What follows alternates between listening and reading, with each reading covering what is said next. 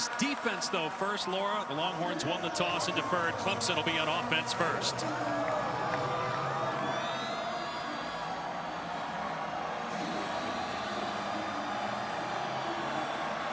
Will Stone booting it deep to Adam Randall, who set up the game-winning field goal in the ACC championship game with a great return, but it's a touchback, and will come out to the 25.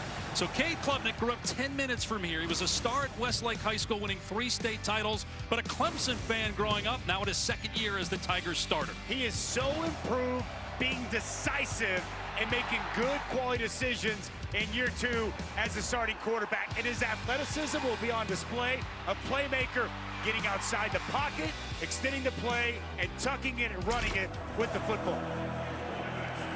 Third of the country in touchdown passes with 33.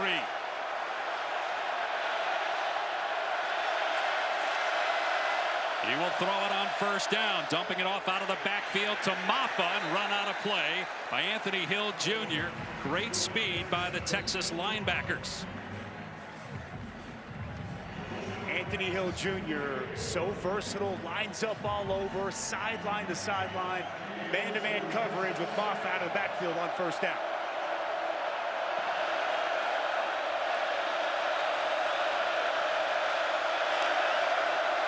Klubnik to throw again, on the move.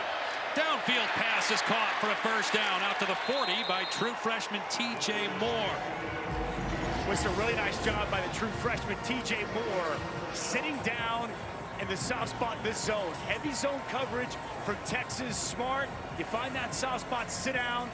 Nice big target and a first down catch for Clemson. Dusty, they have the top tandem of true freshman receivers in the country, and Moore and Bryant Wesco Jr. Wesco had 2 touchdowns in the ACC title game. Gain of 13, first down in the Clemson 40. Klubnik again to the air, into the sun, and the pass broken up. Wesco looking right into the sunshine, could not pull it in. Jahdae Barron, who won the Thorpe Award, best defensive back in the country, there to make the play. Jahdae Barron last year more of a nickel. Now he's playing corner. You'll see him at nickel. Really good job closing on that football and creating the pass breakup.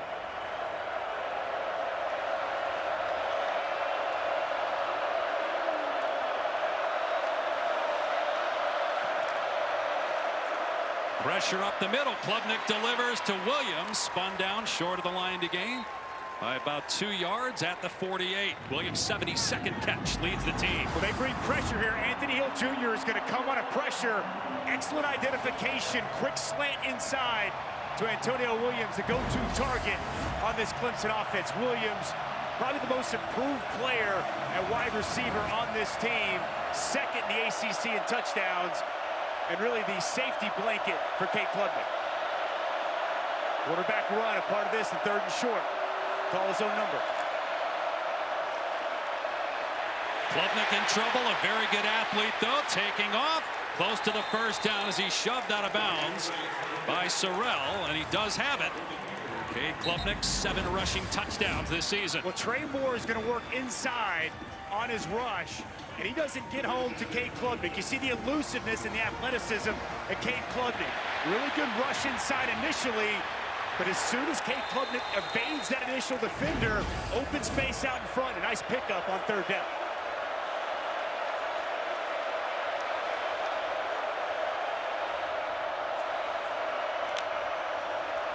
Another pass play. Klubnik, everybody covered, so on the move to his left, arm hit, but he delivers a strike to Wesco, and close to another Clemson first down. Looks to be a yard short. 39 catches on the season for Wesco, grew up near Dallas. Well, once again, Cade Klubnik, now he's working to his left. His arm's going to get hit as he delivers this pass. Colin Simmons hits him right as he throws it. That's really good by the true freshman Wesco again. Sitting down the soft spots in these zones, working back to the football. A nice pickup on first down. Klubnik's 6th start against an SEC team. No touchdown passes in the previous 5. Texas showing some pressure, so a run play. Maffa been battling injury, as Laura mentioned. Got off to a great start. Got over 1,100 yards, but the bulk of those came in the first 9 games. Shoulder originally started bothering him week 2, and he's just had to battle through it. He's such a key piece of this offense. The size, the physicality, and with that shoulder, he's not able to do what he's at his best. Running through defenders, being that tough guy to tackle. And he told us he's going to give it everything he's got to have an impact for his team here today. They got the first down at the 38-yard line of Texas. Maffa straight ahead with some room downhill. Gain of about 7 to the 31. Alfred Collins on the stop. Good interior blocking. Marcus Tate, left guard, does a nice job getting some push and jump cut. Good feet there in the hole by Phil Maffa. It's exactly the start that Dabo needed, right, Dusty? 9th play, take time off the clock. Texas only giving up 17 first quarter points all year. Exactly how Dabo Sweeney, Garrett Riley would have scripted it coming in here to Austin. Can they finish the drive with points? 2nd and 3, out of empty. Klubnik to the air again. Over the middle, caught by the tight end Brenningstool. First down to the 25. Third team all ACC tight end. But Brenningstool again, just sitting down, and they're playing this zone coverage. And he's just going to sit right down here in front of the middle. And we talked about that decisiveness of Cade Klubnik. Getting the ball out quick, recognizing coverage, and you see that pass placed perfectly away from Anthony Hill Jr., the linebacker. And Jake Brenningstool, not foreign to catching the football, the most receptions by a tight end in the history of Clemson football. Klubnik 5 of 6 passing so far, all short passes. Play clock down to 2, and they got to burn a timeout.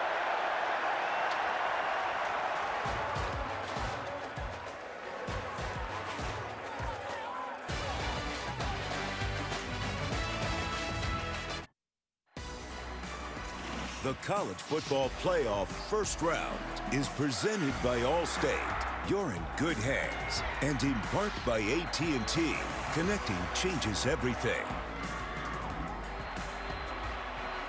Klubnik outdueled Ewers 4 years ago in the state championship game.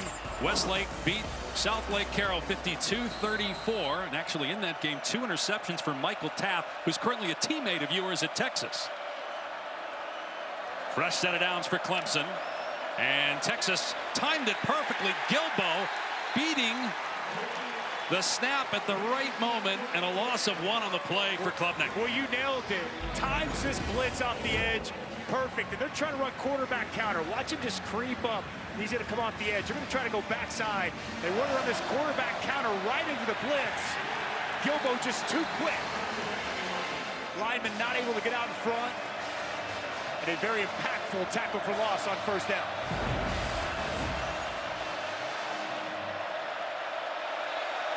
Play 11 of this drive. Klubnik checking into something else here with a play clock down to 5.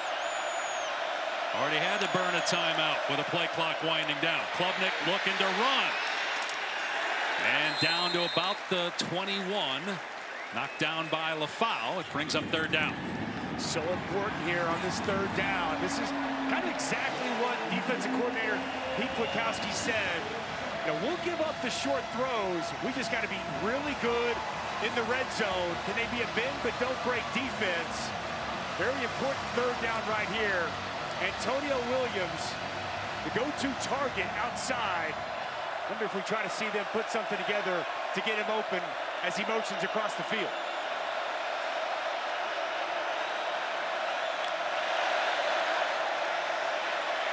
Klubnik dumps it off. Wide open, middle of the field. Antonio Williams into the end zone. Touchdown, Clemson. What a start for the Tigers. They take up half the quarter. And Klubnik finds Williams his 11th touchdown catch.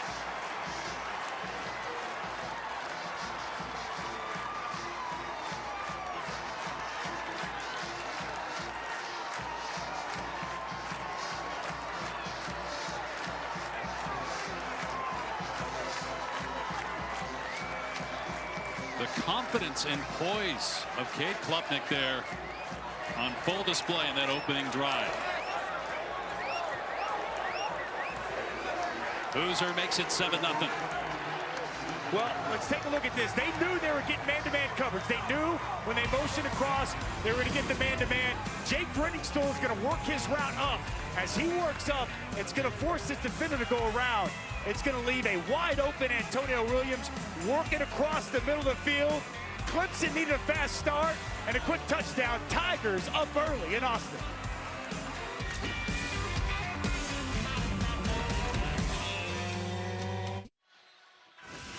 Let's take a look at today's Tide tackles and a former All-America defensive lineman, Dusty Dvorak, with Dusty's defensive dudes. We like to grind the tape and look for some dominant defenders. This game is chock full. How about on the Clemson side, TJ Parker, so productive, excellent off the edge, using his hands. 11 sacks on the season, 19 tackles for loss will be a key today. And Anthony Hill Jr., the versatility, they move him all over as a blitzer in coverage, downhill against the run. He's a sideline-to-sideline linebacker, one of the best in all of college football. Clemson on top 7-0 after a near 7-minute drive. 5 different receivers catching a pass. Cade Klubnik with a terrific opening possession. Now it's Texas's turn. And the Longhorns will start in their 25. Quinn Ewers in his 3rd year as the Texas starting quarterback, a native of Southlake, where he once, as we mentioned, faced Klubnik in a legendary state title game. Ewers recently named 2nd team All-SEC. His intermediate accuracy is off the charts. I mean, he can absolutely fit it in tight windows, and he can do it with all kinds of arm angles. Doesn't matter the arm slot, can work around defenders, and he's got that quick release to get passes off in all different ways. He did struggle in the loss against Georgia in the SEC championship game with 2 interceptions. He was sacked 6 times. Some of that was on him. They're going to run Wisner off the left side on the first play from scrimmage, and it's a gain of 5. A guy that had 12 carries all of last year, but the bell cow in 2024 at tailback. And I think he's going to be the workhorse in bell cow here today. Steve Sarkisian wants to run the football. Clemson's had some struggles stopping the run. Expect a heavy dose of Wisner this afternoon. Ewers will throw it to him, and running room. Wisner lowering the shoulder on the defender, gets the first down. And Wisner's one of our impact players for this football game. A downhill runner, plays with great physicality. And Matthew Golden, he's the playmaker outside. He's got great strong hands, go up and get 50-50 balls. When they push the football down the field, number 2 is where they like to go. 47 catches for Golden on the year. Meanwhile, Wisner now with 33. They love to throw it to him out of the backfield. Play action. Ewers setting up. Here's Gunnar Helm, the tight end, making the catch and carrying a defender with him out to midfield. Khalil Barnes couldn't make the tackle, and it's a gain of close to 15. Well, the freshman linebacker, Sammy Brown, he's going to get caught on the play action. He's going to work down, and you're going to see across the middle of the field, it's Gunnar Helm just working wide open. Ewers again off play action. Finds Ryan Wingo, is going to get more targets with Isaiah Bond, as Laura mentioned, out for today's game. That's catch number 25 this season for the true freshman from St. Louis. A nice confident throw. Ryan Wingo's got that great size, and he can get open. Good timing on that out route from Ewers to Wingo.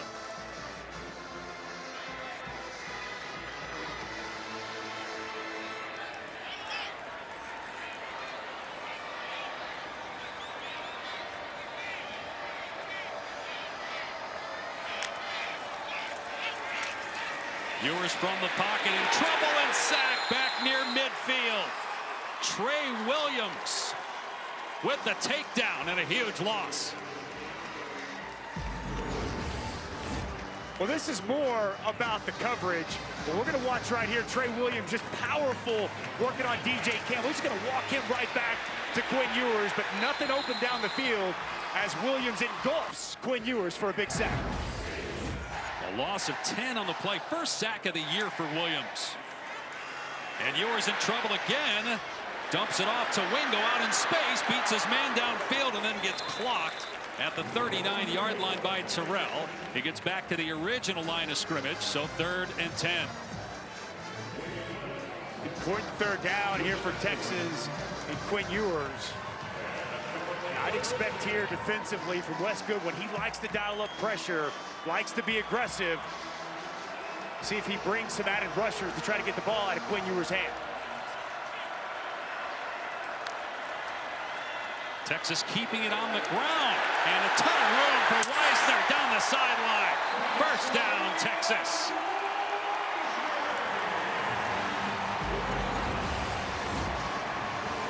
Well, he gave up a sack a second ago, but watch DJ Campbell on this outside zone have the key block to help spring Wisner. Nice job hitting it downhill, getting to the sidelines, and a big first down. You'll get it again. And this time, Peter Woods comes off a block to make the tackle. Woods, who's been in and out of the lineup due to injury, big-time recruit a couple years ago. They need him and T.J. Parker and Trey Williams, who we saw earlier, continue to make plays at the point of attack. And Peter Woods, man, he is so athletic for a 300-plus pounder. He'll play inside, he'll play outside. A big, important factor for this Clemson defensive line, especially slowing down this rushing attack of the Longhorns. Yeah, Sark told us they want to watch to see where do they put Woods, outside or inside, throughout this game. He's inside right now. On 2nd down and 8, Ewers to the air and hits Helm in the middle of the field. Trying to wrestle him down at the 8-yard line. A host of Tigers about a yard short of the line to gain. Helm has become a big-time target, replacing J.T. Sanders, now starting for the Carolina Panthers at tight end in the NFL. It just developed so much as a player under Steve Sarkisian and this regime, really having a stellar senior season. It's 3rd and short here. This is an area where I expect them to run the football. And Arch Manning is in the game potentially to do that. The crowd going wild for the nephew of Peyton and Eli. They put him in this situation a lot this year to run the ball. Steady hands it off, and Blue tackle by Carter and Sammy Brown. He is short. It's 4th down. I think Steve Sarkisian is going to go for it. I think he's going to keep the offense on the field, bring Quinn Ewers back in, and run their offense. No doubt, Steve Sarkisian trusts his defense, trusts this offense, and I think he recognizes they want to come away with this opening drive with a touchdown. Analytics say go. Steve Sarkisian says go. Power football, I'm handing it off. And they will to the first man through. Jared Gibson, the true freshman, got the first down to the 3-yard line. 1st and goal for the Longhorns. Will run right behind your veteran leader, making his 55th career start, Jake Majors. Nice push movement on the interior. That offensive line, Jared Gibson, he's built like a fullback. He's 5'10", he's 205 plus. Nice job getting downhill immediately, moving the chains and converting on that crucial 4th down. 12th play of the drive. Texas trying to answer Clemson's long drive to start the game. Run play, Wisner powers his way to the goal line and in for the Texas touchdown.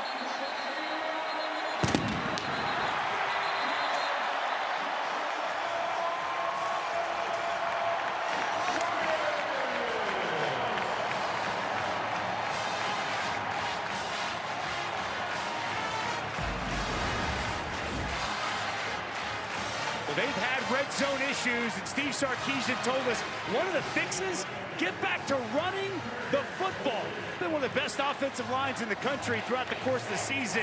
He leaned on that offensive line, leaned on that rushing attack, and Texas with a big answer in the end zone. And Sammy Brown, a 2-time state champion wrestler, could not keep the running back Wisner from hitting pay dirt. Definitely got across. And now Auburn on for the point after. That ties the game at 7 late in the 1st. Well, it's just a simple counter play. They're going to pull backside, tight end, and guard. Get up here, but it's the down blocks here. It's going to really open things up. Really good job by 81 Juan Davis getting on the linebacker. Touchdown for the Horns. We're all tied up here in the playoffs.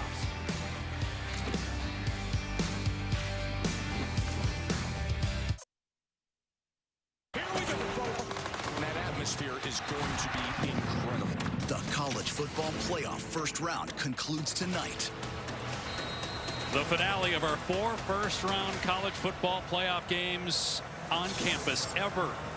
What a scene last night in the cold in South Bend with Notre Dame winning, and earlier today at State College, Penn State advancing. A little bit different here with temperatures above 60. Randall signaling for the fair catch, and Clemson will start the next drive on the 25. Each team with a 6-minute-plus possession, ending in a touchdown here in the first quarter. We are tied here in Austin after Clemson scored. Dabo Swinney went up to his quarterback, Cade Klubnik, and said, I love our game plan against man-to-man coverage. It is working. He also loves the poise of his quarterback, Dave and Dusty. He's been poised, he's been confident. They got in a lot of zone, but on that crucial third down, the touchdown, Texas brought the blitz. They knew they had the man-to-man, and a great combination to spring Antonio Williams free for that touchdown. We asked Dabo, how do you think Cade will handle coming back home? He said, if he was a freshman, I'd be concerned, but not as a two-year starter. And again, looks very comfortable out there. And a lot of friends and family in attendance. From the pocket, in trouble, and taken down for a sack at the 20-yard line. Baron Sorrell. Well, Baron Sorrell has been around for a long time, the veteran. This is good on good. Blake Miller, one of the best tackles in the ACC. Watch the hands. Win with the chop, the rip, the dip, and the big sack on Cade Klubnik. What a senior season Baron Sorrell has put together, and a big sack to start this drive. So Texas overcame a 2nd and 20 on its last possession. Clemson now trying to overcome a 2nd and 15 back at its 20-yard line. Klubnik checking it down to Randall.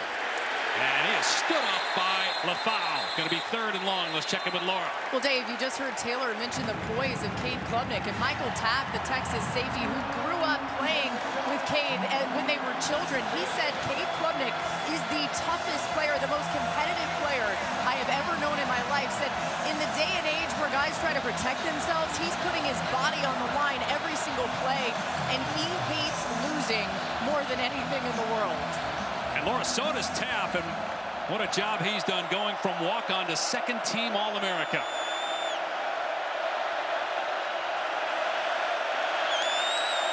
Klubnik on 3rd and long, trying to set up the screen to Maffa. And Maffa with room, but shoved out of bounds.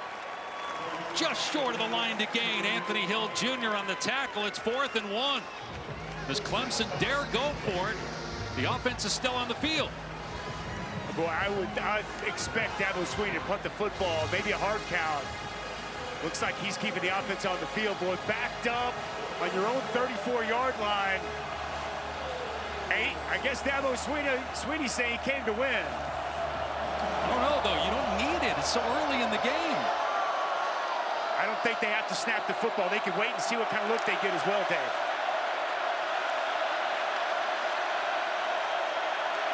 Yep, just going to take it to the end of the quarter. Although a flag is down, it was awfully close between the play clock and the game clock. Let's see if the play clock was ahead or not of the game clock. But you can see there no intention of going for it. There is no foul on the play. That's the end of the first quarter. Timeout on the field. And would imagine, even though it's still 4th and 1, that Clemson will punt when we come back. 7-7 after 1 in Austin.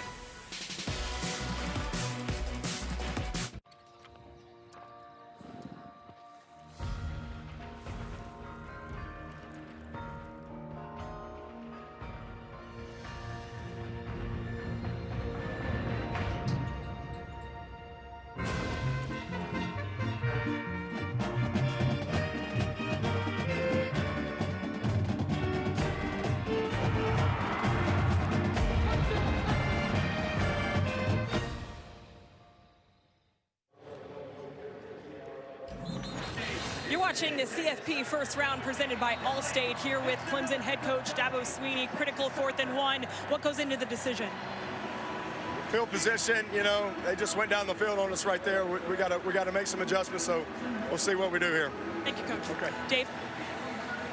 You saw the smirk on the face of Dabo, and like we all know he was going to punt. He wasn't going to go for it that early in the game on 4th down at his own end. No need to. You got a big physical defensive line.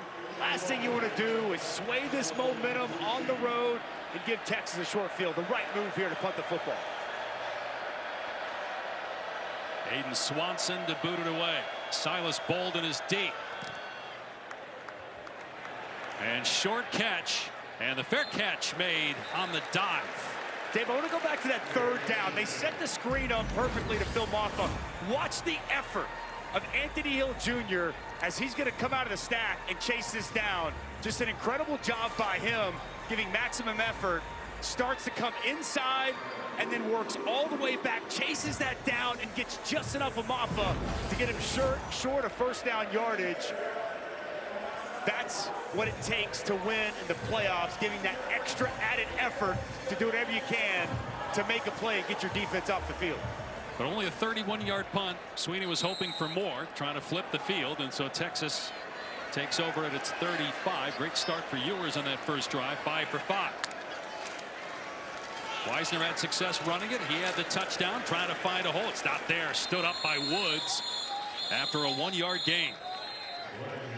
Peter Woods is an absolute force on the interior. Nice job also by Jaheim Lawson, sophomore defensive end. Good job at the point of attack by that Clemson front. Little up-tempo. Wisner, big hole. First down. And out to the 48-yard line. Gain of 12. With the interior of this offensive line, Jake Majors, Hayden Connor, 52 DJ Campbell. That's just an inside zone, a good vision and downhill running from Wisner.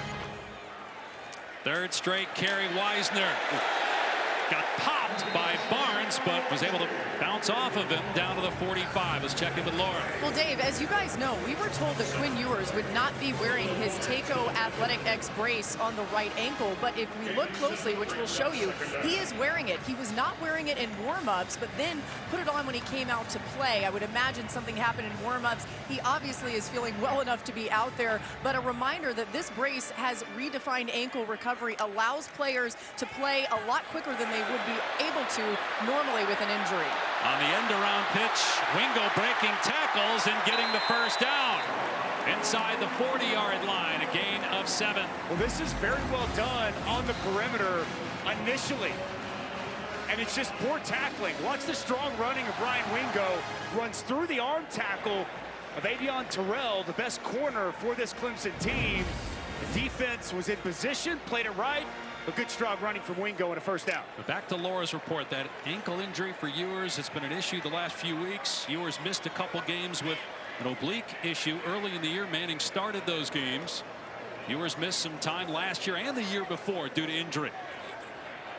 He's looked sharp in this game, but so far on this drive, it's been the rushing attack. And here's Jaden Blue to throw him off the right edge. Inside the 20, turning into Jets, into the end zone, touchdown.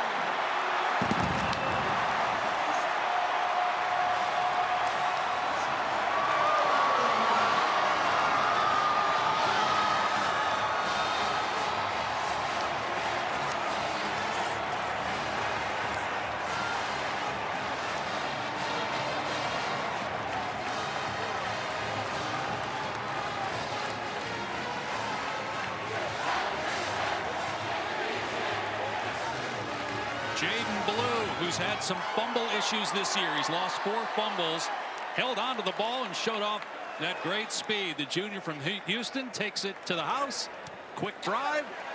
And after trailing 7-0 early, Texas with back-to-back scores. Well, Dave Pash, this is how you draw it up on the chalkboard. Kyle Flood's going to love this. His offensive tackle right here is going to be a combo up to the second level. And then right here, going to get a kick out. And there is a massive hole that opens up off the right side. Outside zone, blocked to perfection. Jade Blue's got that burst. And he's got another Longhorn touchdown.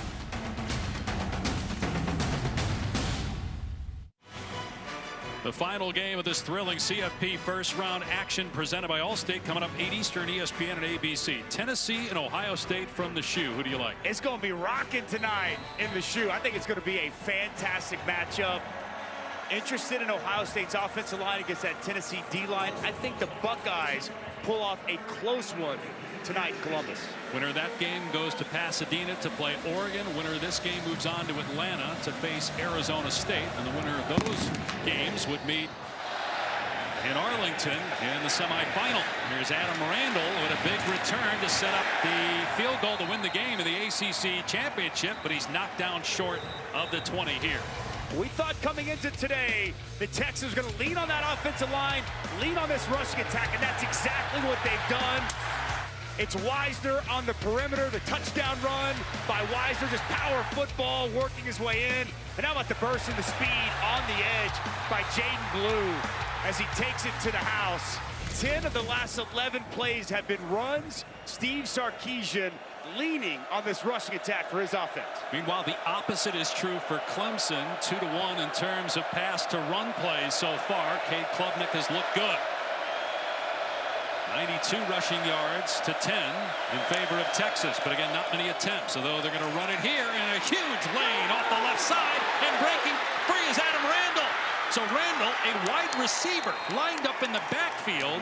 They need help because Maffa's injury, and the backup Jay Haynes is out for the year, and Randall goes for 41 yards. How about Randall hitting it downhill? Massive hole opens up on the inside, and he makes Michael Taft miss. Michael Taft takes a poor angle, overcommits. Good strong running and a huge chunk play for Adam Randall.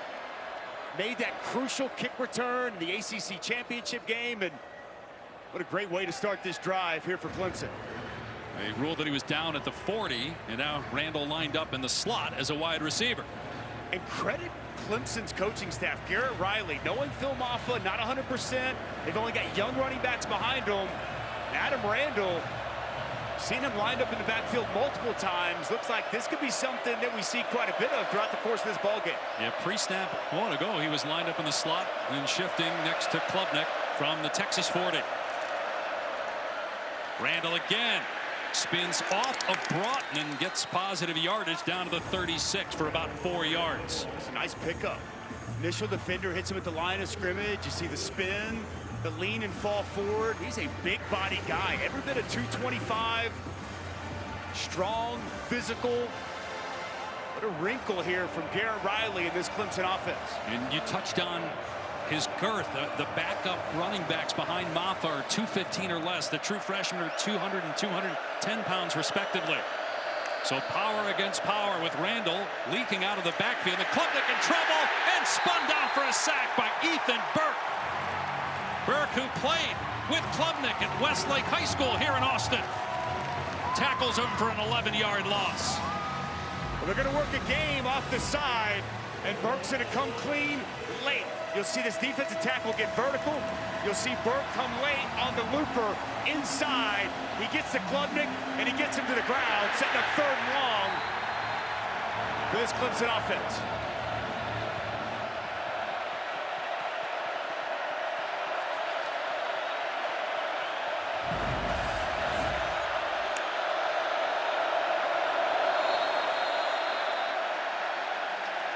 Another timeout taken by Clemson with the play clock winding down. 3rd and long when we come back.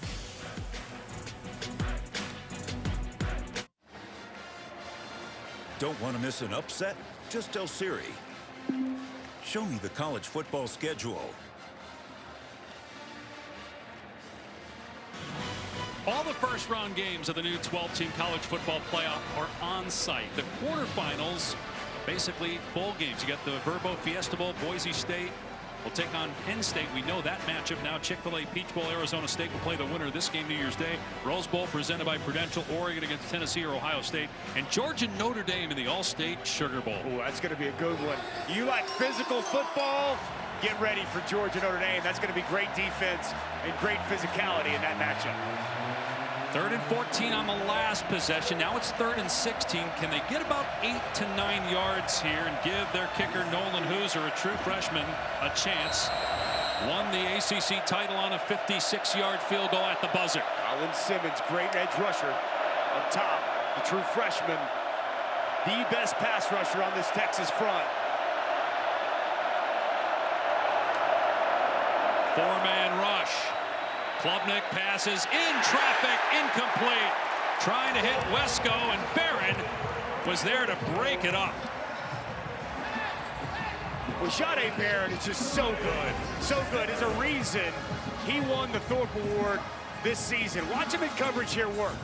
Going to sit back, and the break on the football, so good. Eyes on the quarterback, in perfect position to jump that route, get his left hand in, and get the pass break up.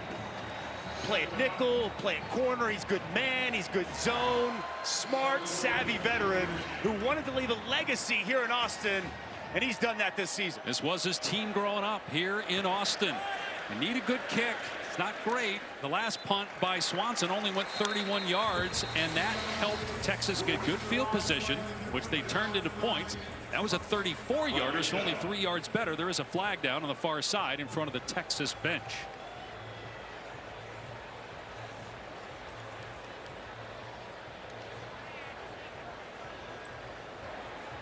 Illegal shift. Kicking team. 5-yard penalty added to the end of the play. First down, Texas. The special teams so important in these playoff games, and you've got 2 bad plays already on teams by Clemson. Unrivaled is coming to TNT Sports, a new league set to revolutionize 3-on-3 basketball. From team play to one-on-one tournaments, watch stars like Angel Reese and more battle to claim the crown. Don't miss Unrivaled beginning January 17th on TNT, True TV, and Max. Dave Pasch, Dusty Dvorak, Taylor McGregor, Laura Rutledge here in Austin. First ever college football playoff game on campus at the University of Texas in front of 100,000. Ewers' pass is complete to the perimeter for Silas Bolden. And Terrell there to make the tackle. The fans wanted a flag for extracurricular, but won't get it. It's a gain of about 8. And cushion outside on the perimeter. Easy, open access there for Silas Bolden. And one thing that's kind of been overshadowed by this rushing attack is Quinn Ewers' start. 6 of 6, 57 yards. He's looked really efficient, really good. This offense for Texas really clicking on all cylinders. Blue trying to find room, got the first down. Tackled by Barrett Carter. It makes it so much easier on Ewers when you can run the ball like they're doing it right now. They're getting so much push up front. You know, one thing about Sark's offense this year, they've run more gap scheme. He's typically an outside zone, base principle, core run. This year they've run a little bit more of their gap scheme runs, but today a heavy dose of zone runs against this Clemson front. That's Blue in motion. Wisner's already in the backfield. Play action. Ewers setting up. Pump fake. Now takes a shot. Middle of the field. He's got Golden. Golden makes the catch despite getting hit as the ball arrived by Terrell.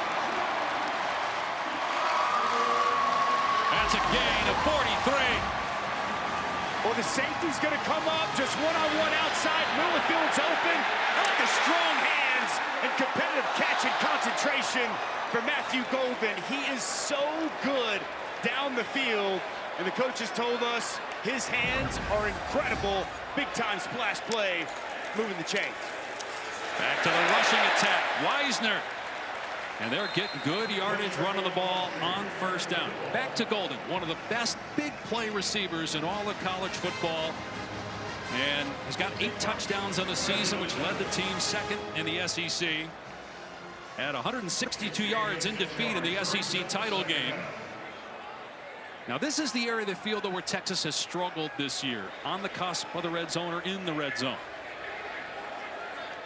They got all the momentum right now. Can Clemson get a stop? Wisner carries. First down. Drives right through the chest of the corner, Jaden Lucas. Well, Cameron Williams just getting work done. He's on Barrett Carter. He's just going to pave a path, open a big hole up. Watch this kick-out block by Cameron Williams. And Wisner just again getting downhill, running right off the blocks of his offensive line. Powerful running continues from Texas. 93rd in the country, though, in red zone offense during the season. Wisner on the cutback into the end zone. Another Texas touchdown. Your red zone problems go away when you can run the ball.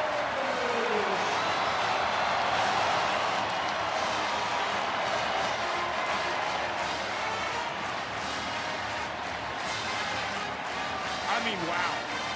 This Texas offensive line in the run game has been tremendous. We talked with Kyle Flood yesterday, and you could tell he loved this offensive line. A veteran group, talented. Kelvin Banks, an award winner, but Jake Major's a veteran, and they've been getting work done here this afternoon. 6-play, 82-yard drive. Took about 2 minutes and 57 seconds off the clock. 21 unanswered points by Texas. Dave Pasch, watch DJ Campbell and what he's about to do here. And then you're going to see Jake Majors get on the second level and secure a massive hole and yet another touchdown on the ground for this Texas offense. It's been an incredible start for Texas running the football. All horns here early in Austin.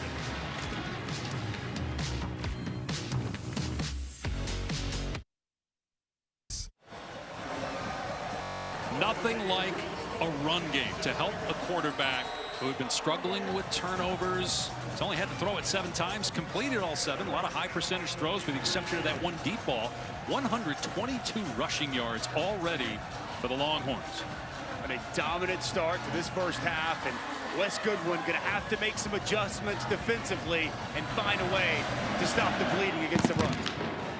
Adam Randall did not have a carry this season until 2 run plays on the last possession and barely gets to the 20. Great kickoff coverage by Texas. Smarter decisions brought to you by Nerd.1. But when you run the football, and it sets up the play-action pass. Couple of play-action passes that Quinn Ewers taking advantage of. Texas really loves to utilize the play-action. Here, going to push the football down the field to Matthew Golden. And then once you set up the play-action, get back to physical downhill running. They complement each other so well. And now a huge drive, Dusty, for Clemson. Down 21-7. You wonder about the health of Phil Maffa. We haven't seen him in a while. And David Ezeomume, a true freshman, in it running back now. And Klubnik going to run the ball. And gets dropped at the 27, but a good run on first down of about 7 yards. This is a huge part of the rushing attack. Cade Klubnik, quarterback draws, quarterback counters. Obviously, we've seen him on a 3rd down earlier this game, just tuck it and run. We said coming on, he's going to have to play hero today. He's looked sharp throwing the football, and you touched on it. This is a crucial drive right here. As much as anything, just keep your defense off the field, and Cade Klubnik going to receiver. Yep, you got Randall in the backfield with Keith Adams Jr., and they go with the direct snap, and Texas not fooled. The tackle made by Burke, but Colin Simmons, the true freshman, was all over that. A big loss. Was checking with Taylor, get an injury update on Maffa. I have been watching Maffa on the sidelines, and he told us how much he would play in this game would be based on pain tolerance. He looks to be in pain on the sideline. He's been using a band to activate that left shoulder, trying to stretch it out. He's trying to fight through that pain, but clearly can't right now, guys. And they just tried to get creative with the run game, and it didn't work. It was a negative play, and now it's 3rd and 7, 3rd and obvious passing situation. Antonio Williams motions out of the backfield, near side. Klubnik's pass knocked into the air and intercepted, picked off by Colin Simmons.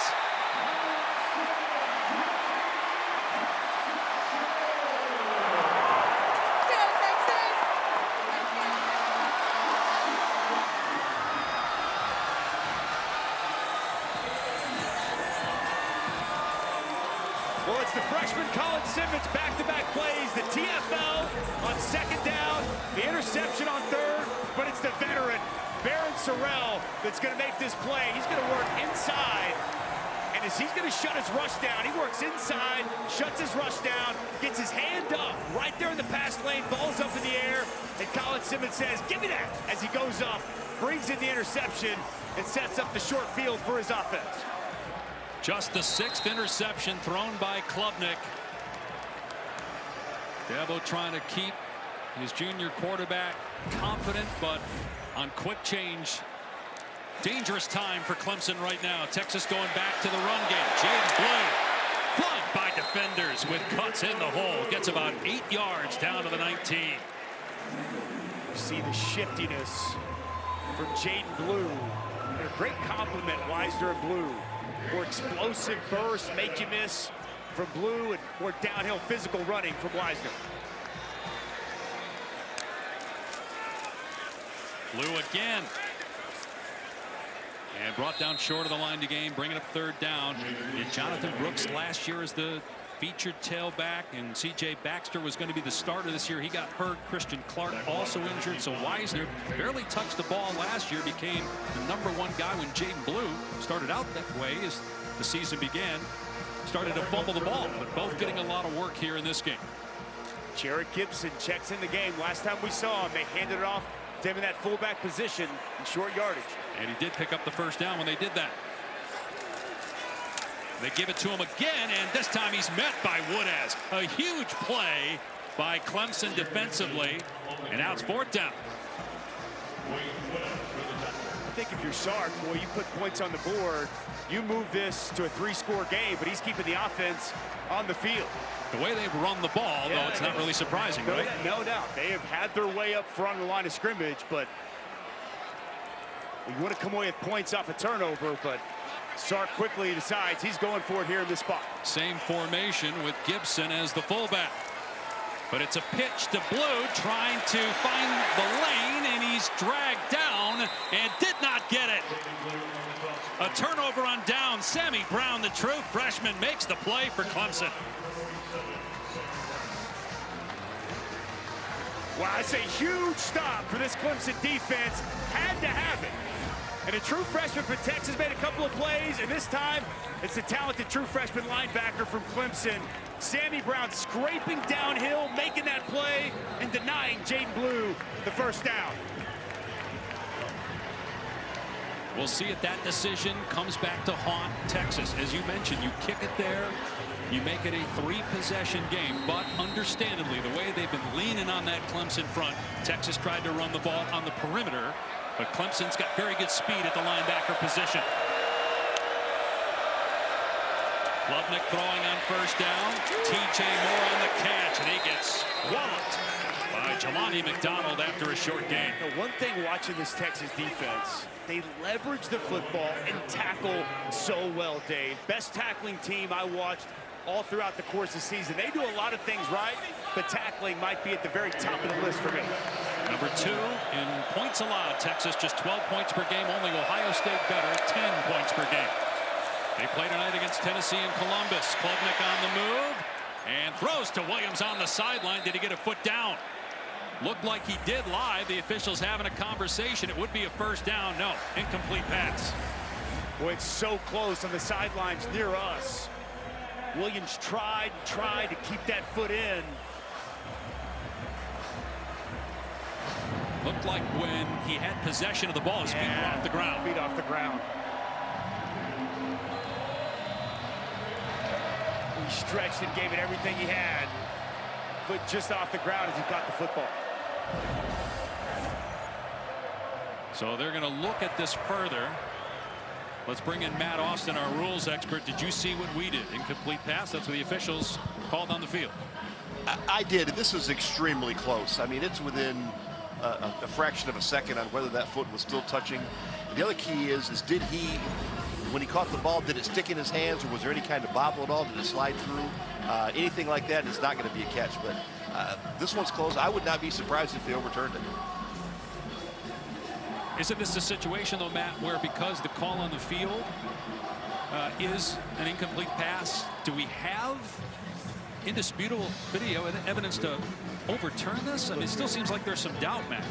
Well, that's the key. You have all the views you need. Yes, looks like it is down. I think you have the view. It's just, can you tell? Is it clear and obvious that he had the ball with the toe down? And then watch, too, when the ball hit the ground, when he went out of bounds, did the ball move? Now, again, if your hands are under it and the ball hits the ground and you maintain possession, it can still be a complete pass. But if the ball hits the ground and then moves, it's incomplete. Did he survive the ground there? After review, the ruling on the field stands as called incomplete pass. I think a lot of variables in play there that made that call on the field stand. And now Clemson faced with a 3rd down. Respect and appreciate the effort there of Williams to do everything he can to stay in bounds. That pass just a little bit outside and couldn't stay in. Clemson been in 3rd and long a lot, and that's not good against this Texas defense. They've got a couple sacks of Klubnik already. Showing pressure here on 3rd down. It's out there to dial it up and come after it. 5-man rush. Klubnik hit as he throws, and it's knocked down by Brunt. Second batted ball. Klubnik ends up on the ground as well. This time, though, the deflected pass is not intercepted, and so Clemson will punt. Well, Broughton inside. He's just going to get his hands up and create this pass breakup. Second time we've seen Texas defenders shut their rush down, get right in that throwing path of Cade Klubnik and get their hands up. And a nice job on third down getting off the field. Aiden Swanson, the 6th-year punter, has struggled today. A couple of short kicks. They need a big one right now to try to flip the field. Swanson taking his time to set up, allowing the Gunners to get downfield. Another short punt, and it looked like a friendly fire there as Silas Bolden got run into by Juan Davis, his teammate. The ball on the ground, but Texas recovered it. Well, this is really good by Silas Bolden. The concentration, because as you mentioned, friendly fire. He gets run into, and he gets right back on top of that football with multiple Clemson defenders draped around him. Silas Bolden, fearless punt returner. That is a heads-up play to get back on top of that football, Dave. Strong hands, too, with a couple of Clemson players sticking arms in there trying to rip the ball out. So Texas survives a potential disaster. Would have shifted momentum back to Clemson, and they would have had the ball in plus territory. Ewers spinning around and dumping it off. This is going to be a big loss. Woodaz there to wrap up Wisner on a very slow developing play that loses about 7 yards. This is part of what they do. This is the screen game that they have in the misdirection. They're going to boot out one way and then throw back the other way. And an excellent play by Woodaz and multiple Texas players down. And an offensive lineman.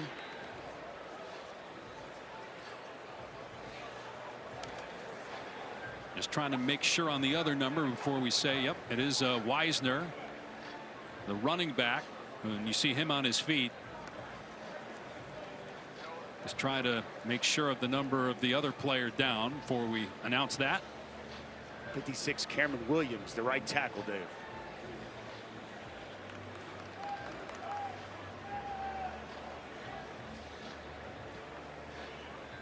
A loss of 6.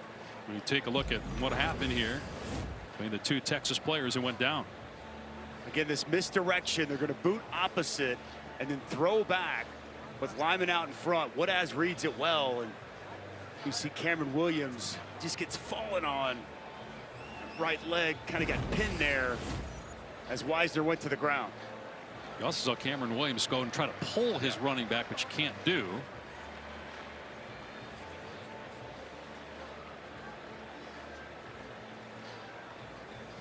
And that play took so long as well. Ewers lucky he didn't get sacked there. Just outside 3 minutes to go here in the first half. Clemson led 7-0 early on. Scored on its opening drive. Took about 7 minutes off the clock. But then Texas started to get going with the ground attack.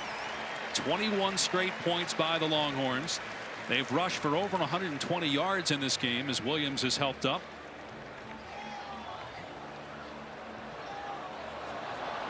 Texas's defense has been, as we mentioned, one of the best in the country, and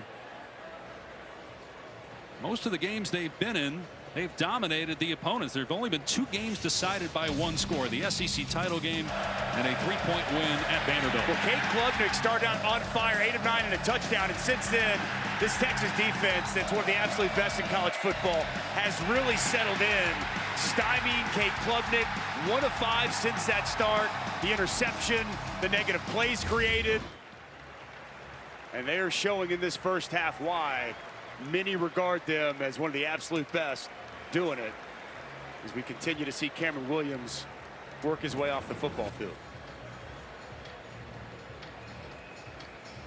About 5 yards per play so far.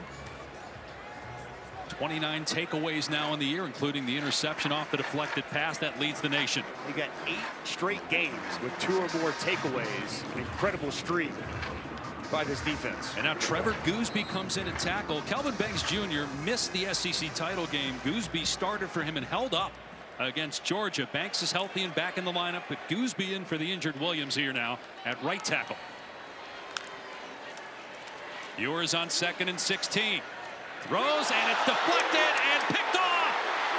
Intercepted by R.J. Mickens. And Mickens takes it into the end zone. A pick 6. Clemson back in the game. Penalty marker down, though, in the secondary. R.J. Mickens, whose dad Ray played DB for 11 years in the NFL, if it stands, has potentially a game-changing interception return for a touchdown.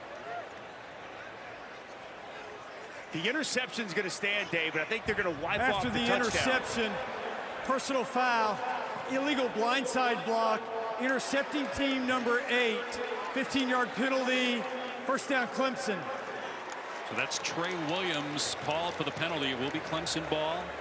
Just heard from Ron Snodgrass, the referee. Jake Majors, the outstanding center, is injured for Texas. Well, DeAndre Moore on the whip route, the ball right off his hands. He just drops his balls up in the air, and then it's Mickens in perfect position after Barrett Carter misses it initially. Mickens right where he needs to be. Game-changing play to get Clemson the football back, but the illegal block wipes the touchdown away. And it's going to be Trey Williams going to work back and get a block on Jake Majors. You see him right here at the very bottom, working back on Jake Majors. That's tough. He had his head in front. Let's go ahead and bring in Matt Austin. Matt, what's your take on the penalty there against Trey Williams? Yeah, Dave, I think that's a good call. It was called a blindside block, not a block in the back. So the defender did not see the block coming. He could have just pushed him with two hands, would have got away with it, but he blew him up pretty good. So that's a good call. And it was unnecessary at that point, too, by Trey Williams. I mean, Mickens is all the way down the field at that point, and it puts the ball back at the Clemson 45-yard line instead of a touchdown. Here's Trey Williams. He sees the interception.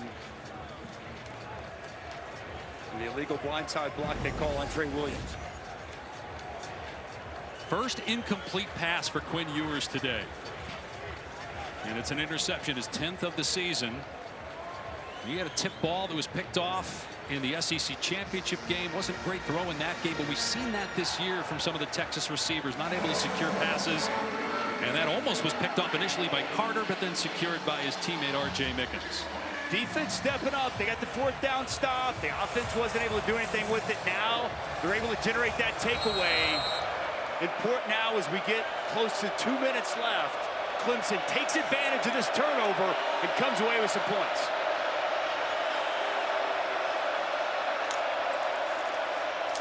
Klubnik off play action, fires to Williams. Williams got a touchdown in the first quarter, and a big play here. A gain of about 20. Well, boy, a little RPO action. He puts the ball in the belly of the running back, gets those backers up, second level's open, and a strike delivered to Williams. Design quarterback run out of an empty set. Klubnik down to the 31. Talked about his athletic ability. Almost 500 rushing yards and 7 touchdowns on the season. Remember, Steve Sarkisian elected not to kick a field goal. Went for it on 4th down a couple of possessions ago. Didn't get it. Clemson sees momentum. Not a chance to get within 7 points at halftime as we hit the 2-minute timeout here in Austin.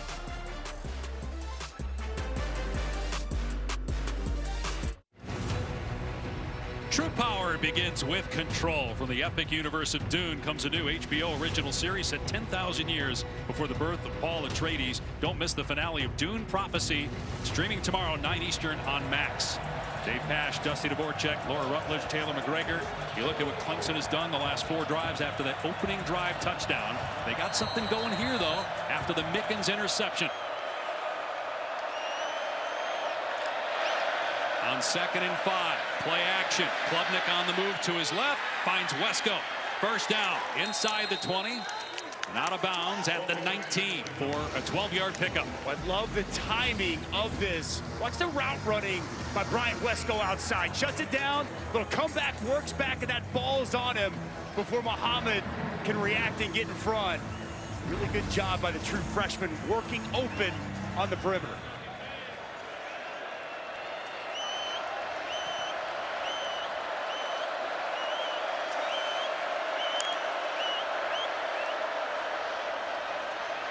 Going to be a throwback to Brittingstall, and it's almost picked off by Lafau, who would have run that back for a touchdown. Well, Garrett Riley, Dabo Sweeney digging in their bag of tricks. But LaFau is not fooled whatsoever. Really good identification by him. They're trying to throw it back to Brenningstool, the tight end. And that thing almost picked off and taken back the other direction. Excellent recognition and a nice play by LaFau. We have not seen Phil Maffa back at running back. Keith Adams Jr. is in the game at running back here.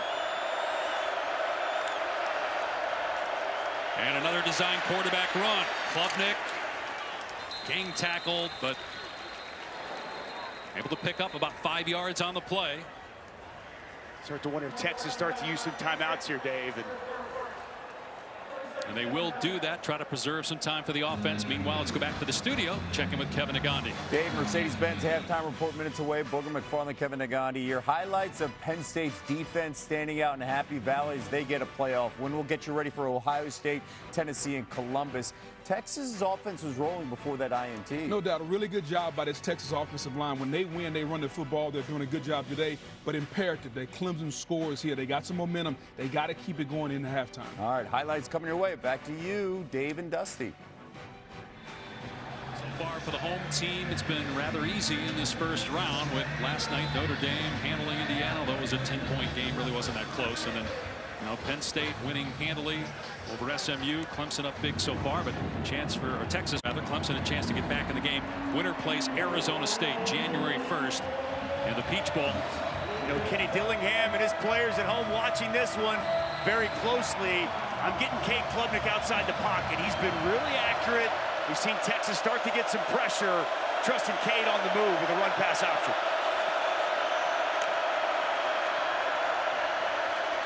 Klubnik with time, everybody covered. Now his pass incomplete. Did not have a lot of that football. Looked like Wesco was open. It bounced to him. Clemson will bring on the field goal team here on 4th down and 5. Easy decision here for Dabo Swinney. Come away with points after the takeaway. Try to build some momentum going into half and cut this thing to an 11-point game. Nolan Hooser, true freshman. He's had a couple of kicks blocked this year. Was the hero of the ACC championship game.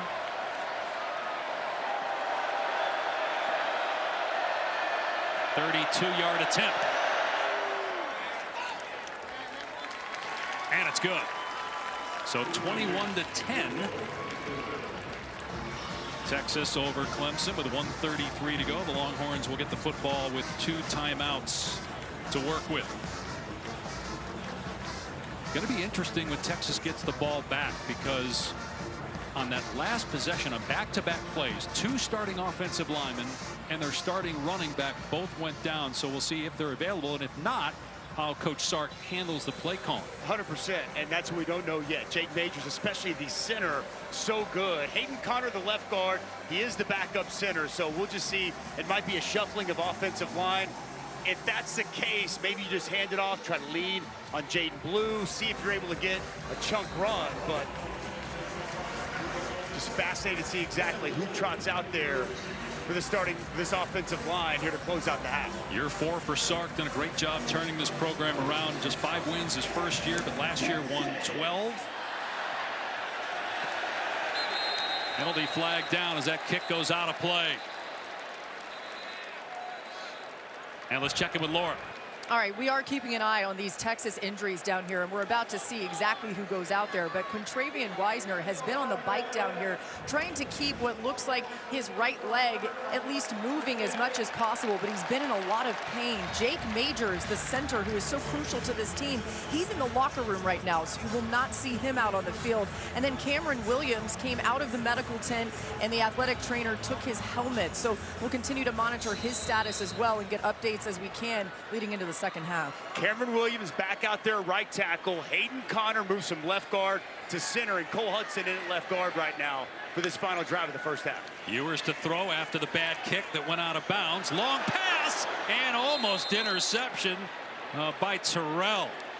Could not come up with it as he dove to the ground. Clearly Ewers not on the same page with Ryan Wingo, the receiver. Wingo getting more time with the injury to Isaiah Bond. And Ryan Wingo works inside. Quinn Ewers tried to deliver that pass outside. So close for Avion Terrell, going down, trying to bring that Interception in, goes right between his arms onto the turf. And Cameron Williams just came out again. Trevor Gooseby back in at right tackle for this play. Ewers to the air again, trying to set up a screen, and Jaden Blue is loose. First down. Finally ripped to the ground at the 44 by Barnes, but a big play with just outside a minute to go in the half. Well, this is set up so well. Peter Woods gets that initial pressure. You got to plant, retrace if you feel screen. One of the best screen teams with a big conversion. Blue on the move again inside the 40. Down to about the 38. Getting close to the field goal range for Bert Auburn, whose career long is 54 and made a 49-yarder this year. Texas has 2 timeouts. We'll get stoppages on first downs as well with a minute remaining.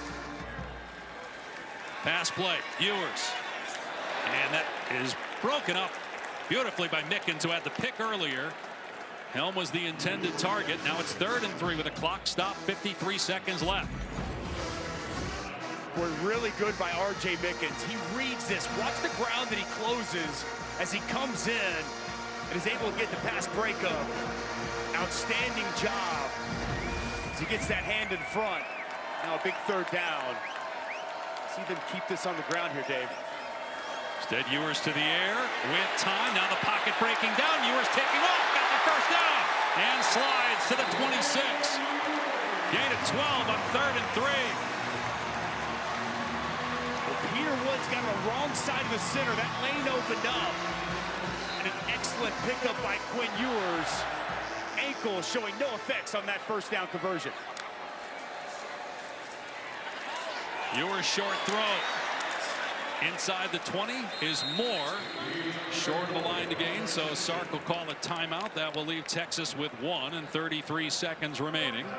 Certainly in field goal range now. Well, it's a big 3rd down conversion by Quinn Ewers. I want you to watch Peter Woods. He's going to work, and he's going to get right here, and it's going to open up a lane for Quinn Ewers. You got to keep that 2-by-2 rush relationship, and as soon as he gets on the wrong side of the center, as that gap opens up, the identification by Ewers, tucks it, and he gets a big first down. You were talking earlier, Dusty, about how Sark has turned things around. And you look at the depth of the O-line. You get 2 starters out, they're still moving the ball. The way the defensive line has been the last 2 years, that's the biggest difference with, I mean, Texas was the only 1-loss team in conference games in the SEC this year in their first year.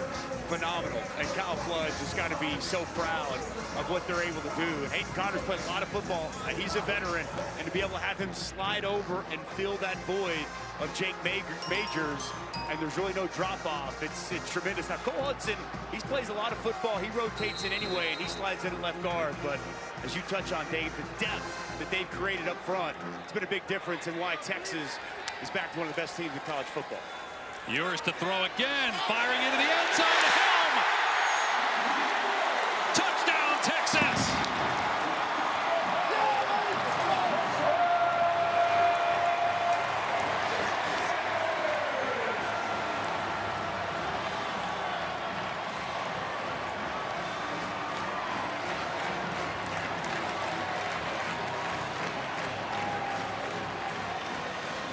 Quinn Ewers with his 26th touchdown pass, 25 games in a row with a touchdown pass, the longest active streak in the country. Second all-time at Texas behind Colt McCoy, who's here today. And what a response by the Longhorns. They are back up 28-10. Well, Gunnar Helm's such a weapon for this offense. And R.J. Mickens just going to look in the backfield and sink it too far up. Watch him here at safety. He's going to sink up. And here's Gunnar Helm. He's just going to wind up wide open. The pressure is non-existent from Clemson. The nice, clean pocket. Quinn Ewers can step into that throw. And a wide open tight end in the back of the end zone. Nice job by Gunnar Helm, the big man, getting his feet inbounds as he brings in a Texas touchdown. Perfect throw by Ewers as well. Clemson had momentum, but Texas grabs it back in the closing moments of the second quarter. Second straight CFP appearance for Sark, and the Longhorns seeking their 5th ever 12-win season will be the second time with 2 straight 12-win seasons, the other coming in 08-09, the last time Texas played for the national championship. Lost to Alabama back in 09. Adam Randall deep. And immediately signals for the fair catch so they don't lose any time and start on their 25. The quarterback during that stretch, right there, Colt McCoy, who was out-dueled that day by Greg McElroy, our colleague, in the national title game 2009 season. He left early in that game. He did get hurt. Full disclosure, I think it was Marcel Darius who delivered a pretty big blow. What a phenomenal career by Colt McCoy. As you know, there with the Arizona Cardinals as well. Long tenure in the NFL. Broadcaster now. Had a good chat with him before the game. All right, Dave Pash, Matthew McConaughey. I bet he likes what he's saying here this afternoon. One timeout left for Clemson, 28 seconds remaining, and Tigers just going to hand it off here. Jarvis Green out to the 28. Clemson go with a little tempo, just try to get a chunk play on the ground on that first down and only came up with 3 yards. Klubnik steps up and his pass over the middle caught. First down, Green. So the clock will stop for a moment to reset the chains. Got a timeout, 6 seconds left. Can you get something 10 to 15 yards downfield? You're out of timeout, so now it's got to go to the sideline. Hopefully give your kicker a shot. You got to get at least to the 40-yard line, and it's got to be quick. There's time, but it's got to time out perfect. We were standing down there in the pregame, right there with Hoosier. From the 40, 57-yarder, he was just short. Now that was going the other direction, but you want to get right inside the 40 to feel good about him being able to connect and maybe tack on 3 more here before the break. We are a month away from the national championship being decided at Mercedes-Benz Stadium in Atlanta, January 20th. This is the first round. All these games on campus, including tonight in Columbus, and then bowl sites will host the quarterfinals and beyond. Arizona State awaits the winner of this game at the Peach, and Oregon at the Rose for the winner of the Buckeyes and the Vols. 6 seconds left, and Texas sending 5 defensive backs 20 to 30 yards downfield. Clemson just going to run out the half here. Jarvis Green tackled at the 44, and the first half of the first ever college football playoff game on the University of Texas campus in the books. Longhorns had a failed 4th down conversion, but still put up 28 points. And Sark is with Laura. All right, thanks. Coach, we'll wait to get some injury updates for key players, but what can you say about the way this offense has clicked? Well, we got balance, and that's something we needed to strive to have in this game. The running game got going early, and then we found some explosives in the pass game.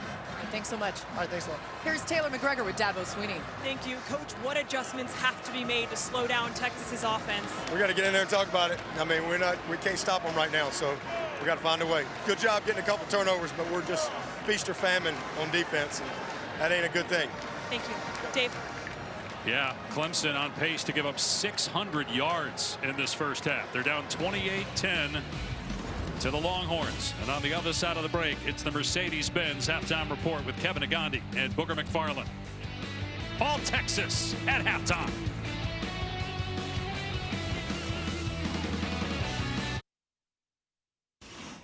Welcome to the Mercedes-Benz halftime report.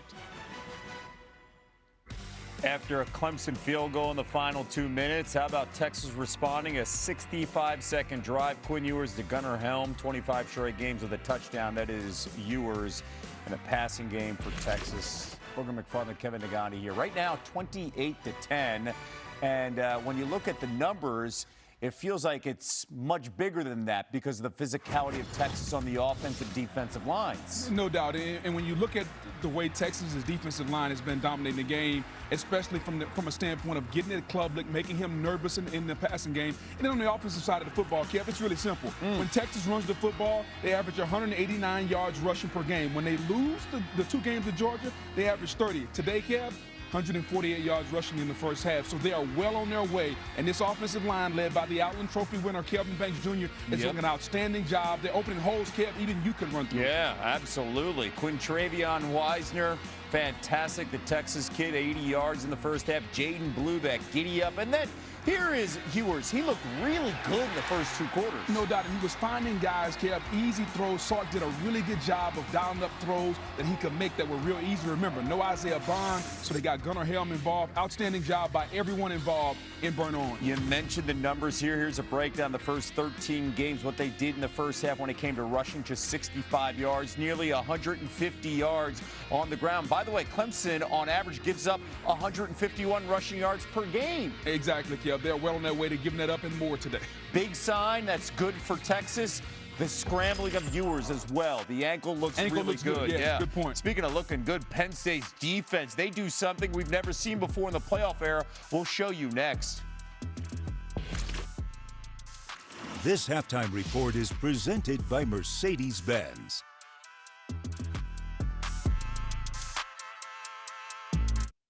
You're watching the Mercedes-Benz halftime report.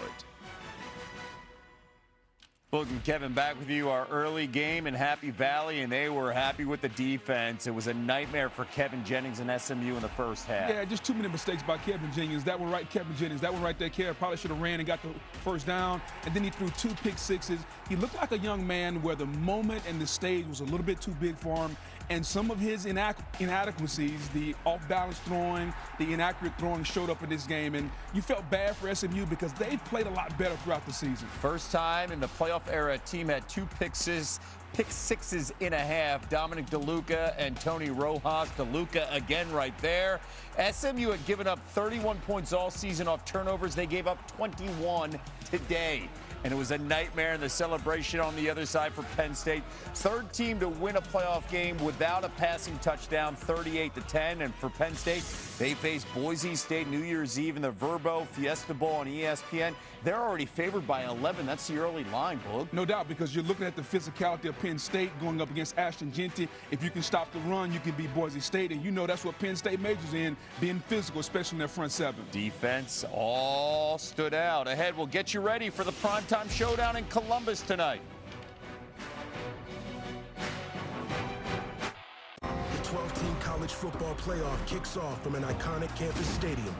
A new chapter to be written. Tennessee clashes with Ohio State at the Shoe. Tonight at 8 p.m. Eastern on ESPN and ABC. This halftime report is presented by Mercedes-Benz.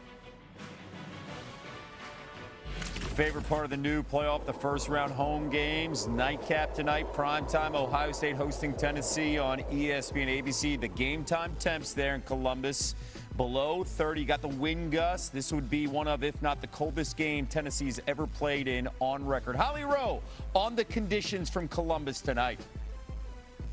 Here in Columbus, it is 27 degrees, but feels like 19, and I can tell you this weather is going to be a challenge for both teams. I did speak with quarterbacks Will Howard and Nico Iamaleava. Will Howard of Ohio State said the last game he played before transferring here, when he was at Kansas State, there was 6 to 8 inches of snow, so he's not anticipating any problems. Nico Iamaleava is from California, and he said, I've played in cold weather before. It snowed in Knoxville this week. He said he played a 7-on-7 tournament in Nationals and threw a lot of touchdowns, but they lost the game. It will be a factor for both teams as they try to navigate the extreme cold here in Columbus. But I'm told no precipitation, so we're looking forward to a loud, exciting, if a little chilly football game. Holly, thank you so much. Closer look at the quarterbacks, Boog. What will separate these two tonight? Kev, I'm going to give you a couple numbers. For Nico Iamaleava, the number is 4. He needs 20-plus yard passes. He needs 4 of those. For Will Howard, the number is 0. It's really simple, Kev. He cannot throw any picks tonight. Cannot. Okay. And get Jeremiah Smith the ball, right? Get him the football as much as possible. Okay. This game, again, a reminder on ESPN ABC, just over 2 hours away. They're expecting a lot of orange. Different kind of orange right now, dominating in Austin. You got blue to the house in Texas, up 28-10. The second half coming your way after this.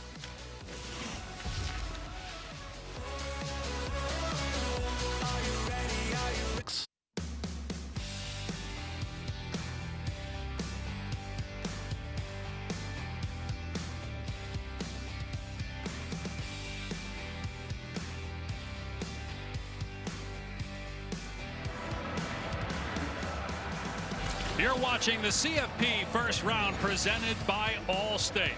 100,000 fans gathering at Texas Memorial Stadium, the first ever college football playoff game on campus. Matthew McConaughey, hey, the way that offensive line is blocking, he might be able to take some handoffs and get some movement here in the second half, because Dave Pash does see the board chick in the booth. The way Texas blocked and the way they ran the ball, it opened things up in the passing game for Quinn Ewers. They basically got whatever they wanted on offense. The offensive line really leaned on that Clemson defensive line, and this game was really blown open by the Texas rushing attack. It was Wisner, it was Blue, it was really the guys up front that include those tight ends as a part of that blocking game. 38-yard touchdown for Jaden Blue, and it was Contravian Wisner as well. The gap scheme pull out in front. DJ Campbell, Jake Majors paving a path. Clemson has to do something to limit and slow down this Texas rushing attack in the second half. And we'll see what adjustments Clemson can make, and if they matter, because Texas is going to be on offense here to start the third quarter. Our first half stats brought to you or presented by Hims. We mentioned the ground attack, 116 yards before contact on the ground. Most points allowed in the first half this season by Clemson. Look at all that motion, too, that the Longhorns employ. Move guys all around, a staple of Steve Sarkisian's offense. Misdirection, motion, to give you so much to look at. And then offensive line play that's physically been dominant through two quarters. Two new starters on the O-line for Texas to start the second half because of injuries. Incomplete pass intended for Golden. Terrell on the pass breakup. Here's Taylor. We have to get a stop. That is what Dabo Swinney made very clear to me. And Dusty, you mentioned Texas's rushing attack. They had 148 yards on the ground in the first half, which is almost as much as Clemson usually gives up per game. So he says that is the biggest focus. And then as for Cade Klubnik, he really liked the way he played, but he said he cannot be taking sacks. And he took a couple there in that first half. Here's Wisner back on the field, pinballing off defenders. And a gain of about 7. Here's Laura. Well, Dave, that's the good news. You see Contravian Wisner back out there after he dealt with injuries at the end of the first half. But as you mentioned, this Texas O-line is going to look different. Jake Majors, the center who is so important to this team, still has not come back out here. And we do see Hayden Connor in as the center. He's the backup center. Cole Hudson in at left guard. And Trevor Gooseby, impressive. He's at right tackle, but guys, he can also play left. He did against Georgia and held up okay in that SEC championship game loss. Ewers finds a wide open DeAndre Moore for a first down to move the chains with Mickens there defensively. A nice job by DeAndre Moore. Just find a little open space, delayed in his route. Clemson's second level defenders did not identify him in an easy pitch and catch to move the chains. Clemson had an interception midway through the second quarter, returned for a touchdown that made it 21-14. But because of a penalty for an illegal blindside block by a D lineman, Trey Williams, on Jake Majors, hurt on that play, Clemson had to settle for a field goal. Now Ewers dumps it off. Gunnar Helm on the catch out to the 48. Ewers, for the most part, has been very sharp in this game. Just 4 incompletions. One of those was an interception. Well, just one-on-one. Barrett Carter working against the talented tight end. Good route and enough separation created for another nice completion from Quinn Ewers. Wisner dropped by R.J. Mickens at the line of scrimmage. That's going to bring up third down and a yard. Mickens flying downhill from that safety position, making that play right at the line of scrimmage. And Arch Manning coming in here, Dusty. We saw this once in the first half. Usually he's on the field to run the ball. He did not when he was on the last time, and he handed it off. You go Q counter, read zone. And Arch going to throw it his first pass since early November against Florida. Instead, he takes off and breaks a tackle to get the first down. 6'4", 225-pound redshirt freshman, nephew of Peyton and Eli. Well, play action. He stands strong in the pocket, and he sees he's got space on the perimeter. Good strong running from the arm tackle of T.J. Parker. Tries to get him down, but it's going to take more than just a swipe at the leg of the strong running Arch Manning to get him to the ground. Fresh set of downs in midfield. Not a great snap. Ewers got rid of the pass. Oh, a catch by Helm on the screen. A one-handed grab. And a gain of about 15 before he's pushed out by Sammy Brown. Well, once again, they're going to dial up this pressure. Mickens is going to come from depth. And they time this screen up so perfectly. How about the talented one-handed grab there by Helm? Back behind him, brings it in. And a nice pickup. Ewers had little trouble with a snap, in trouble here. And just takes a sack back at the 40-yard line. A little surprised he didn't throw the ball away there. He was outside the pocket. It's a loss of 4. Yeah, really surprised there, Dave. He got outside the pocket, could have just thrown it out of bounds. He also had 81 Juan Davis. Looked like he had some space in front, but when Ewers felt the pressure, it just let it go down.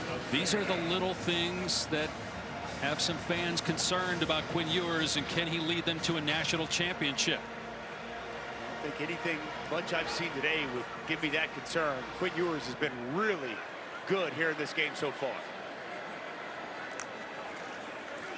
Weisner on 2nd and 14, trying to cut it back. And good play there to get off a block and make a tackle at the 39-yard line by T.J. Parker. We really have not called Parker's name this game very often. He's got 11 sacks and 19 tackles for a loss on the year, but he's been neutralized. They use those hands, get off the block. Nice job on 2nd down. This is a important 3rd down. You kind of wonder with the way they've run it, probably 4-down territory already here to start this 2nd half for Texas.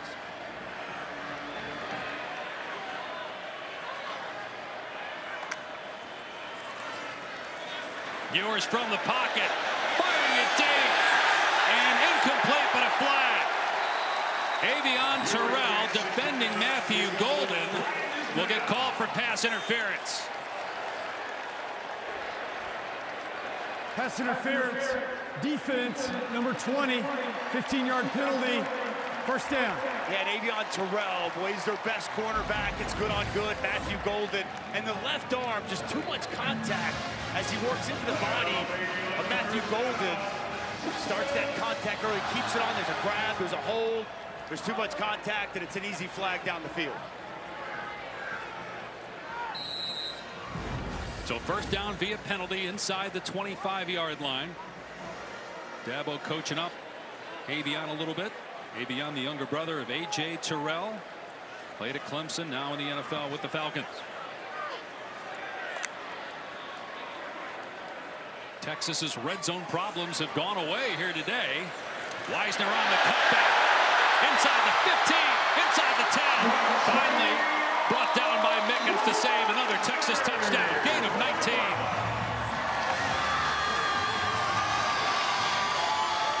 Left side just completely caved everything down, led by Kelvin Banks, and a great cutback by Weisner. Weisner on the carry was met in the hole by D lineman. Check that. That was Mickens on the stop, but he was able to bounce off and get an extra yard. Kelvin Banks, the Outland Award winner, the Lombardi Award winner, completely caves everything down off that left side. You see the vision from Weisner. And this downhill rushing attack for Texas continues as Arch Manning checks back in the game. 3rd time we've seen him. Had a big touchdown run in the red zone in the win over Texas A&M in the regular season finale. He's got 4 rushing scores on the season. Manning driven down at the 2-yard line by Peyton Page. Nice job by Peyton Page, is working down the line of scrimmage. See T.J. Parker getting some of that penetration inside.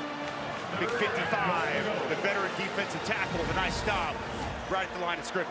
And Ewers back on the field for Manning. Ewers missed 2 games this season due to injury.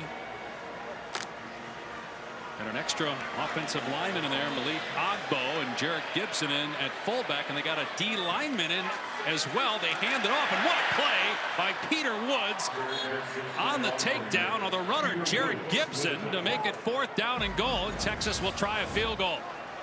They're going to kick this field goal. Watch Peter Woods just come right down inside immediately, get this penetration, and get a big-time negative play. Good pad leverage, plays the low block, gets in the backfield, It's a big stop for Clemson. Chance to go up 25, which you'd have to think puts the game out of reach. But even with that made field goal, Clemson down 3 scores. Texas in command with 8:10 to go in the third.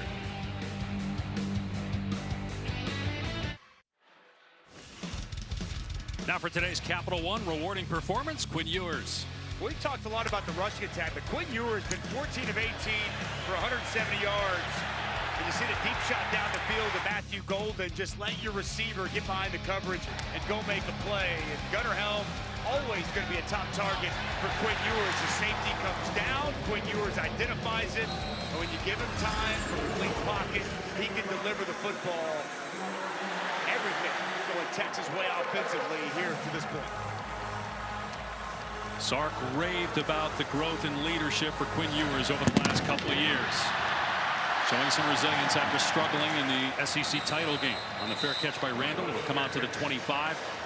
Clemson opened the game with a great drive. 12 plays, 75 yards, and a touchdown. But since 6 possessions, just over 100 yards, a couple of 3-and-outs, 3 poor punts, and an interception. We've seen that Texas defense really do a good job getting pressure, winning the line of scrimmage, contested throws all over the field. What's had them atop of so many rankings in statistical categories all throughout the course of the season. What adjustments does Garrett Riley and this offense make coming out of half? Texas with 3 points on its opening possession. Took a lot of time off the clock. Klubnik hitching and firing to Brenningstool, the tight end. At a gain of about 8 on the first play for Clemson of the third quarter. It's reminiscent of the opening drive. Zone coverage from Texas. Quick, decisive throw from Cade Klubnik, finding his big tight end in that open spot in the zone. Klubnik to the air again. Long throw. Wesco comes back to make the catch. And it's a first down at about the 42-yard line. That is a long throw, as you mentioned, far hash outside to the near sidelines. And once again, really good route and timing from Brian Wesco and Cade Klubnik. Can they get some explosive plays in the passing game to try to get back in the ball game? It's one of the reasons they won 10 games this year. Klubnik stepping up, looking downfield. Instead, he's hit. He gets out of there, and eventually the ball comes out. They have not ruled yet whether he got rid of the ball. It was recovered anyway by Walker Parks, the right guard, and they're marking it back at the 28 for a 14-yard loss. Another timely blitz from Gilbo coming off the edge. He gets the initial pressure, works back underneath the offensive lineman at Clemson, and Cade Klubnik, he's just trying to throw the football. Almost disastrous. Fortunately, Walker Parks able to jump on top, avoiding an absolute disaster.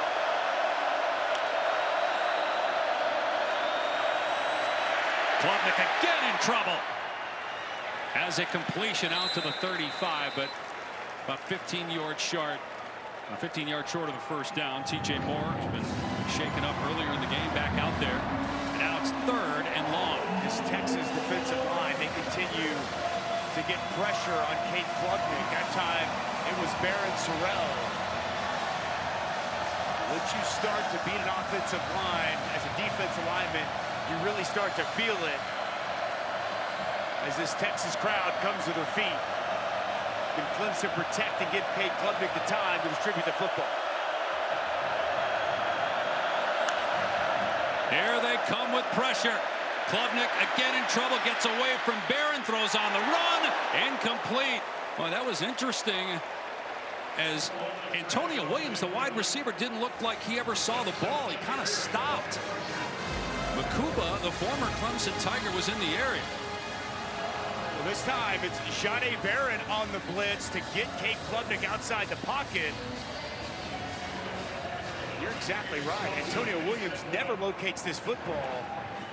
And it was Andrew Makuba who was all over it, just through the hands of the quarterback's former teammate. Another punt from Swanson. He's only averaged about 34 yards a kick. The fair catch made by Bolden around the 20-yard line. Texas ball again. Andrew Makuba spent 3 years with Clemson. Now back home where he grew up in Austin. Texas up big.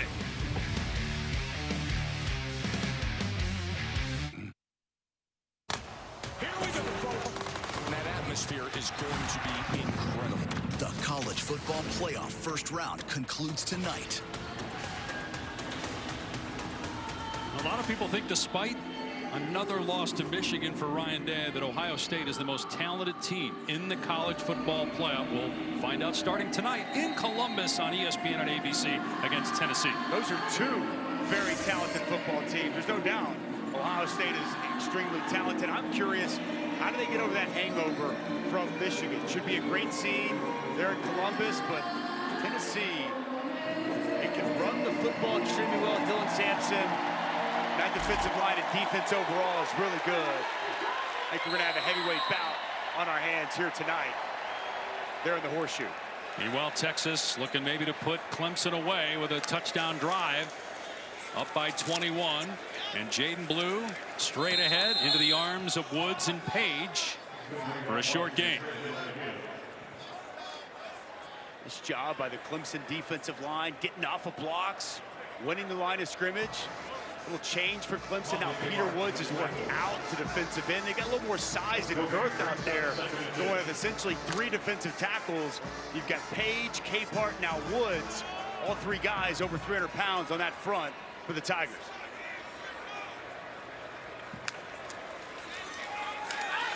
Ewers stepping up and floating it deep downfield for Wingo, and Wingo can't come up with it.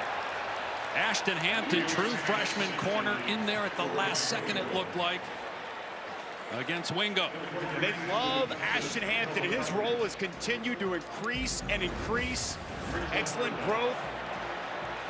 He gets his hand in here at the right time. A little contact before it gets there, but breaks over the hands and creates the pass breakup. Wingo unable to bring it in.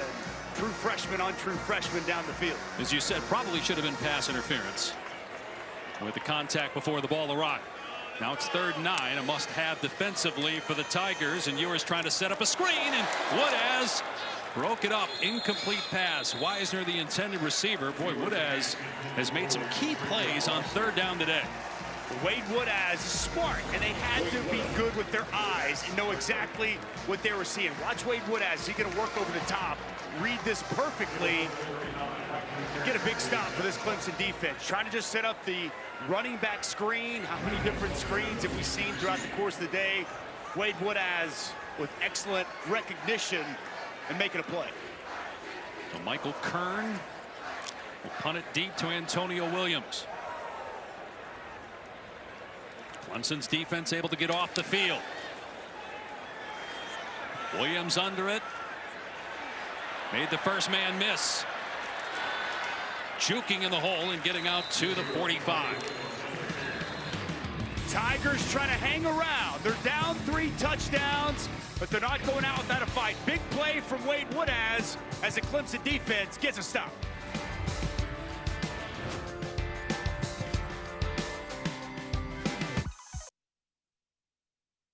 Winner of this game moves on to play Arizona State in the Chick-fil-A Peach Bowl January 1st on ESPN. Let's check in with Laura Rutledge down in the field. Well, Dave, Steve Sarkisian was looking for advice preseason on successful playoff runs, so he called some buddies in the NFL, Bill Belichick, Kyle Shanahan, Andy Reid, and Sean McVay. The common themes were having your best players healthy at the right time and less physical practices at time, which was an adjustment for Sark, guys.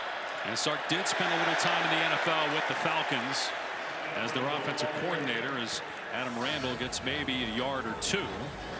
And it's a delicate balance, right? Because, and he knows, being with Coach Saban, you got to practice physical to be physical, but you want to have your bodies healthy at the right time of the season. And he's been pushing all the right buttons, because if one thing we've seen from Texas today, it's a physical football team.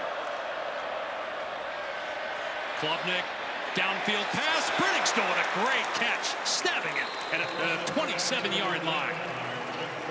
Gain of 28 on the play. Boy, this catch is excellent. Corner route, open, fits it over the corner. An excellent job going up and bringing that ball in. Klubnik dumping it off, and Randall couldn't handle it. That was a forward pass, so incomplete pass. You would call for this last possession. They need to hit some chunk plays, some vertical plays down the field. Watch the 6'6" tight end fully elevate. Wide stretch, the catch radius, the strong hands, and a very important completion down, 3 touchdowns. Phil Maffa has not returned, battling that shoulder issue, so rotation of different backs, including Adam Randall as a wide receiver who's touched the ball as a running back and dropped the ball on that last pass. So 2nd and 10. Play action to Williams, and Klubnik, wide open, touchdown. Jarvis Green out of the backfield. A huge score for the Tigers.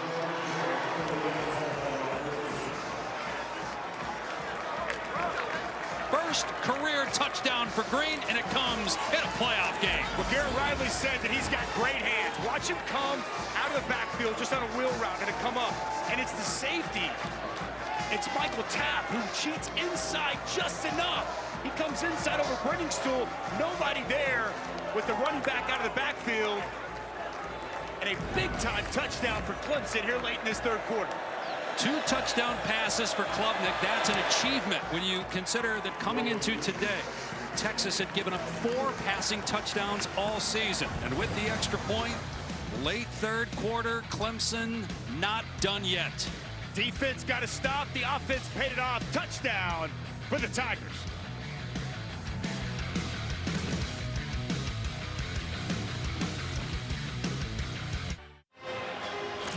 Nico Iamaleava, the starting quarterback for Tennessee, on the road in Columbus in our last first-round game on campus at the Shoe. Game day was there. What a great scene. It's been tremendous here in Austin with over 100,000 fans. Never experienced anything like this with these first-round playoff games on campus. Great scenes in South Bend and State College as well last night and earlier today. Touchback. Texas will start on its 25. College basketball season is heating up. The tournament right around the corner. Watch the NCAA March Madness men's tournament beginning March 18th. TBS, CBS, TNT, True TV, and streaming on Max. We're not doing some college basketball this year. Anybody grabbed your eye yet? Hard to say. Okay. It's so early in the year, and a lot of the teams that people thought were going to be really good are struggling right now. Hey, one thing. SEC looks dominant in college basketball. They were dominant against the ACC. Dabo Swinney talked about this team having leadership and being resilient. Bounce back in this ball game here late in the 3rd. Ewers, after 3 and out, completes it. Gunnar Helm making defenders miss. And to the 41-yard line, gain of 16. Gunnar Helm having himself a ball game, working right over the middle of this defense. You see underneath, it's Wingo, and at 2nd level, it's Gunnar Helm. And one thing he's really worked on is after the catch. You see, after he made that catch, making some defenders miss. Ewers to throw again. And the defender falls down, but a flag was thrown in his direction. Avion Terrell already got called for pass interference. He was defending Matthew Golden, and it's going to be on Clemson. Pass interference, defense, number 20, 15-yard penalty, first down. Good pressure on the inside from Capehart, but Terrell, 2nd time he's been called. I don't know about that one, Dave. Didn't like that one. No, I didn't like that at all. I think that's a no call, right? Yeah, both those guys fighting for position. Golden with just as much contact creating as it was on Terrell. 4th penalty on Clemson, none on Texas. That's a reverse of what we saw during the regular season. Clemson, one of the least penalized teams. Texas, 91st in the country in penalties. But no infraction so far in this game. Jaden Blue gets the carry. And all the way down to the 36. Way too much to allow again on the ground on first down for Clemson. It's been the story of the game, though. Texas pounding the football. Remember, there was a pick 6 that was overturned due to a penalty. Still was an interception by Clemson, turned into 3 points, but I don't know that it matters because Clemson can't stop Texas if it doesn't turn the ball over. get whatever they want, although like a penalty here, this will be the first on the Longhorns. False start. Offense, number 74. 5-yard penalty. Second down. The old announcer jinx. I've mentioned no penalties 2 plays ago, and they get one. Rivalry reignites with the Blues and Blackhawks in the NHL Winter Classic, live from Wrigley Field in Chicago on New Year's Eve. Coverage begins 4 p.m. TNT and Max. Why would you do that, Dave? Come on, you've been doing this long enough. It won't be a jinx. And poor Goosby's played so well, coming in for Cameron Williams, the injured right tackle. Blue inside the 40, just a couple there. So a huge third down coming up. 2 minutes to go in the third quarter. And Will, you start to think about this might be 4-down territory, because as we talked with Sark with Bert Auburn, he said around 50 is kind of the threshold for him kicking field goals. So depending on what you get on third down, could easily be 4-down territory here for Texas. Saw Sark there calling the plays. You can talk into the headset, the communication device, and the headset of Quinn Ewers up until 15 on the play clock. They decide to run it, and Jaden Blue is down at the 36-yard line, so it's 4th down. I think he's going to go for it here. I think that was all built into that on third down, knowing that if we get right around there, because this is right outside of where he told us he felt confident about Bert Auburn, and the offense stays on the field as expected. Analytics say go. They went for it on 4th down and failed inside the 30-yard line of Clemson in the first half. To be a huge stop, obviously, for the Tigers. Multiple tight ends off the left side. Jaden Blue in the backfield. Ewers to throw on 4th down. And it's dropped a little behind Matthew Golden, and a turnover on downs. Wow, a rare misfire, and it's a shallow crosser. Matthew Golden's open now. He's a sure-handed receiver. It's a catchable ball, but Quinn Ewers, if he just puts this out in front, it is an easy first down. This ball behind him. Gold working away from the football, unable to bring that in. That's when Quinn Ewers wishes he had back, Dave. He puts that on his numbers. It's an easy first down. Instead, it's Clemson football with a chance to cut this to a 1-score lead. Saw the shove afterwards by Golden, not seen by the official. And now Cade Klubnik, who grew up about 10 minutes from this stadium, but grew up a Clemson fan. His parents both went to Texas A&M. He did come to some Texas games as a youngster. Has a chance in the city he grew up in, lead his team down the field to get them within a score. Winner to play Arizona State in the quarterfinal in Jan 1. They run the ball. Keith Adams Jr. Dad Keith Sr. in the Clemson Hall of Fame. Great linebacker. Picks up about 5 yards. He's a thick running back. Short, stocky, 5'9", 215. Good physical run on first down. Klubnik, 3-time state champ at legendary Westlake, throws a dart for a first down. TJ Moore out of bounds in Texas territory. Gain of 12. Well, Cade Klubnik and these freshman receivers, the timing is so good. Going to be an out route. And as soon as he's coming out of his break, that ball's coming out of Cade Klubnik's hands. Right now, Muhammad gets spun around, falls down. Really well done by TJ Moore on the outside. Final seconds of the third quarter.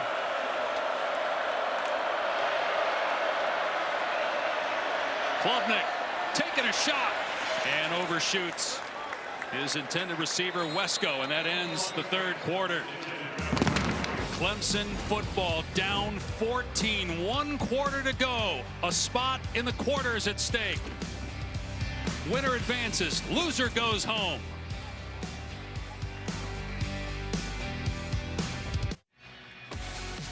You're watching the CFP first round presented by Allstate. What a scene here in Austin. 100,000 strong for the first ever on-campus college football playoff game at the University of Texas. The Longhorns have dominated. 31-17 they lead. They were outscored in the third quarter, and Clemson is in Texas territory as we start the final frame. Winner advancing to the Chick-fil-A Peach Bowl on Jan 1 on ESPN to face Big 12 champ Arizona State. Clemson champions of the ACC. Texas in as an at-large. Klubnik to throw, the Austin native. Hits Williams. Did he get a foot down in bounds? He did. It's a catch at the 27-yard line. Wow, how about the concentration from Antonio Williams? Climbs the ladder, high points the football, foot in. Wow, awareness on the sideline. Just saw his eyes go down to his feet to make sure he's in. Big time play by one of the ACC's best wide receivers. 75 catches now in the year. Williams missed most of last year due to injury. Had a great bounce-back campaign. Another pass play. Everybody covered. Klubnik finds an open receiver for about 8 yards. It's T.J. Moore. I remember a season ago when the message was Clemson had no wide receivers. How about the way these receivers have performed this season and here throughout this game? Once again, the freshman T.J. Moore going up, strong hands, and secure the catch, and a nice pickup on first down. Still no Phil Maffa at running back, so relying on backups. And their quarterback to run, Klubnik inside the 15 and down to about the 11-yard line. 11-yard gain for Klubnik on the ground. Well, this is the quarterback draw. Keith Adams, watch him come up and ISO right here on the linebacker. Staple run that Clemson likes to do. That's very well done by the sophomore running back. Getting a piece of that linebacker and open extra yardage for Cade Klubnik. Texas has not allowed a fourth-quarter touchdown in a month and a half, week 9 against Florida, and that was in a game Texas was blowing out the Gators. Jarvis Green back in. He's the pass-catching running back.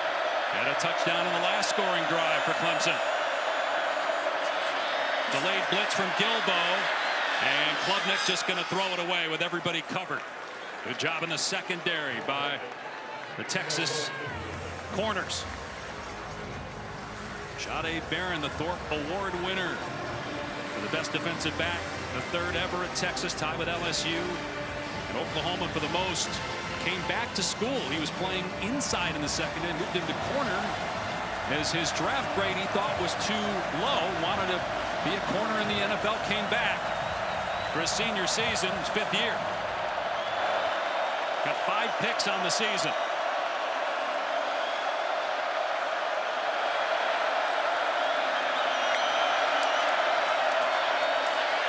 With room off the left side.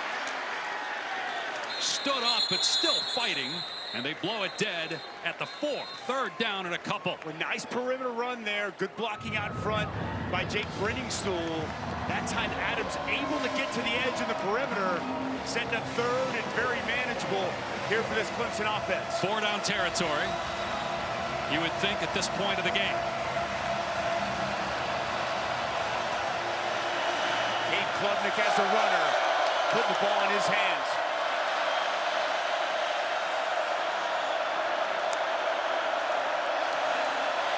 Klubnik in trouble, and he gets drilled. Back at the 6-yard line.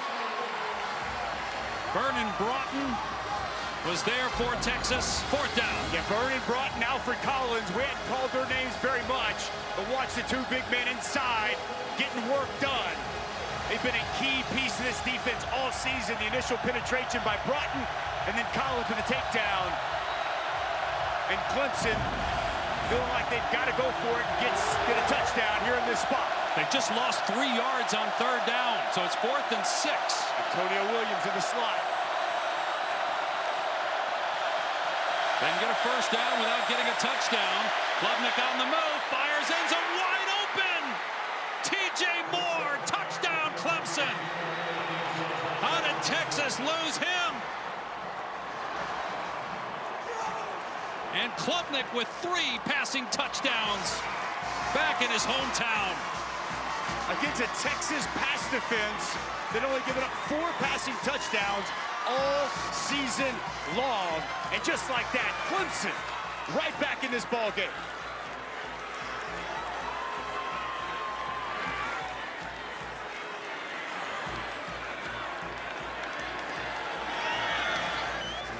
Hoser makes it 31-24 with 11:43 to go.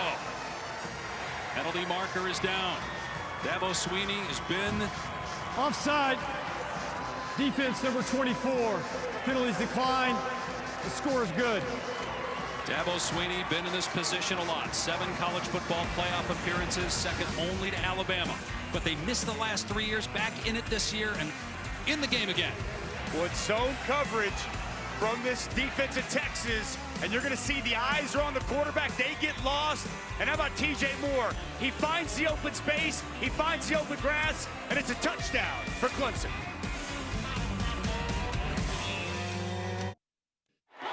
Still got a ways to go, but the largest comeback in CFP history by Georgia against Oklahoma, 17 points. And Clemson was down 21. Back within 7 with a ton of time left. Cade Klubnik, the hot hand. 3 touchdown passes. Back here in Austin, where he started at Westlake High School, won 3 state championships. Going toe-to-toe with Quinn Ewers in a legendary high school championship game in Texas in 2021. Well, interesting decision there by Matthew Golden to bring it out 5 yards deep in the end zone, and he doesn't even make it to the 20-yard line. Well, it felt like Texas was completely pulling away with this game when they were up 21. But Cade Klubnik, he says, not so fast, my friend. A big-time throw to Jake Brenningstool, a touchdown to the true freshman running back, Jarvis Green. Then the defense gets a stop. Big throw to Antonio Williams, and he finds another true freshman, TJ Moore, in the middle of the end zone. And Clemson back in this ball game, down 7. 2 touchdown passes in the second half for Klubnik. Now it's Ewers' turn. Completion. Woodaz on the tackle of Golden. A gain of a handful. Some pressure now on Ewers. Did not have a great throw on that 4th down pass. Did have a terrific touchdown pass earlier in the game. He's played well for the most part, but obviously all the eyes of Texas on him, given some of his struggles this year at times. I just wonder if you get back to running the football, get back to leaning on that run game that's been so impactful throughout the course of the game. Ewers still second-team All-SEC. Had a very good season. Missed a couple games due to injury. They will run it on 2nd and 4. And Blue breaks free past the 40. The race is on. Blue inside the 10. All the way for the Texas touchdown. 77 yards.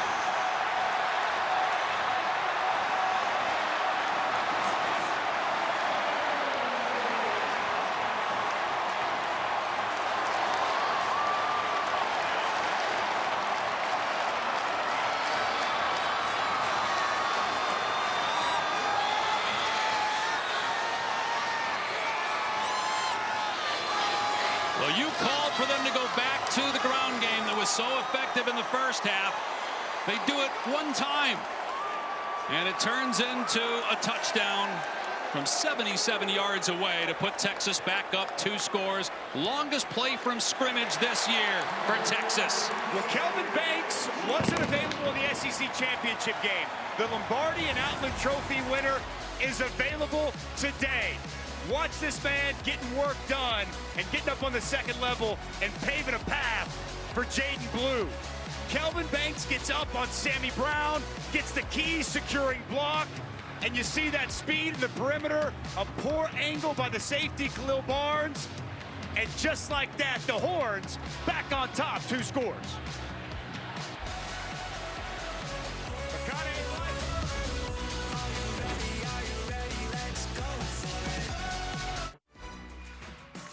The College Football Playoff First Round is presented by Allstate. You're in good hands. And 100,000 loving the light show here at TKR Texas Memorial Stadium. And leading the charge is the great Matthew McConaughey. But Dabo Swinney said, you know, I know it's a playoff game, we're here to win, but I got to meet him. I've never met him. And they did get a chance to exchange pleasantries before going to battle tonight. The captain of cool, right? He's almost as cool as the great Dave Pasch. 38-24, Texas leading after that 77-yard touchdown run. See if Clemson can respond again, but offense hasn't been the issue as much as the defense, giving up almost 300 rushing yards to the Longhorns attack in this game. So touchback, it'll come out to the 25. And if Dabo wants to know, here's video proof that the two did get a chance to meet. The Minister of Culture, we were talking with Dabo on the call this week about his favorite McConaughey movies. Just one of the cool things about the playoff, too, being on campus, where you got the Texas fans. He's here, obviously, at every Texas advances, he'd be at those games as well. But just having it here in Austin, even though the first two games weren't competitive, just the fact that this is, I think, a big win for college football, having these first-round games. I'd love to see at some point, maybe even the quarterfinals go that direction. Klubnik going back to work. Long throw in traffic, incomplete. Trying to hit T.J. Moore with Gavin Holmes in coverage. One more first-round game tonight from Columbus. It'll be Ohio State and Tennessee. Winner to play Oregon. And back to your comment, I agree. I don't know if that's in the cards in the future, but and I know everybody in college football wants to see competitive football games, but these home venues, these fan bases have delivered, and this is what we love, the passion, the pageantry, these scenes in college football. It's been great. Klubnik going for more again, wrapped up immediately at the 30-yard line by Barron. They'll pick up about 5 or 6. Third down coming up. This crowd coming to life, getting on their feet. An important third down. Clemson has to match that 70-yard touchdown from Texas. Second straight year in the playoff for Steve Sarkisian's team. They lost in the semifinal last year to Washington, trying to get to the quarters and beyond. If they win, they played Arizona State in the Chick-fil-A Peach Bowl January 1st. Klubnik from the pocket, lobbing it. There was some contact, but what a dime. Pulled in by T.J. Moore inside the Texas 40-yard line. And this is with pressure in his face. Vernon Broughton's going to be right in the face of Cade Klubnik. How about the touch on this football? T.J. Moore gets past the coverage of Muhammad. That ball could not have been placed any perfect for Cade Klubnik. This is big-time stuff from the Clemson quarterback. 29 yards to Moore. And Clemson on the move again. Plenty of time. Outside 9.5 to go. Trailing by 14.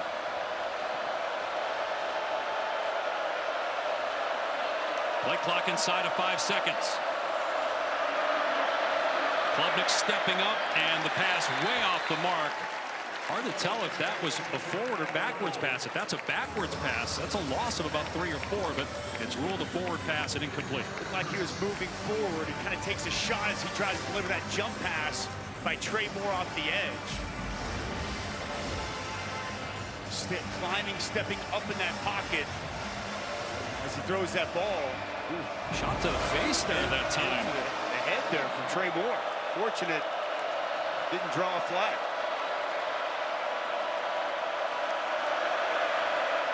Pressure off the edge. Klubnik gets rid of the pass, going for Moore, and he secures it. What a grab! T.J. Moore coming up huge again on this drive, down to the 10. When it's just one-on-one outside, and Simmons is coming off the edge, and you could tell Cade Klubnik felt the pressure. One-on-one again, Moore on Muhammad, and it's Moore winning once again. And a dime delivered by Klubnik, and a great catch by T.J. Moore. I mean, Muhammad grabbed his face mask, ripped his shirt, and he still caught it with one hand. Klubnik ends on for Moore. Almost did it again with one hand with Muhammad in coverage. Incomplete pass. Second down. Well, they have found a matchup that they like, and they're going to continue to go after outside man-to-man coverage as we've got flag on the field. Personal foul. Roughing the passer. Defense, number 11. Half the distance to the goal. First down. That's on Colin Simmons. It'll put the ball at the 5-yard line. First and goal. Well, he delivered a shot to Cade Klubnik after he delivers the football. Talented true freshman wins off the edge. Got to hold up there. Got to hold up. You got to just find a way to hold off. Took more than 2 steps. You're going to get flagged.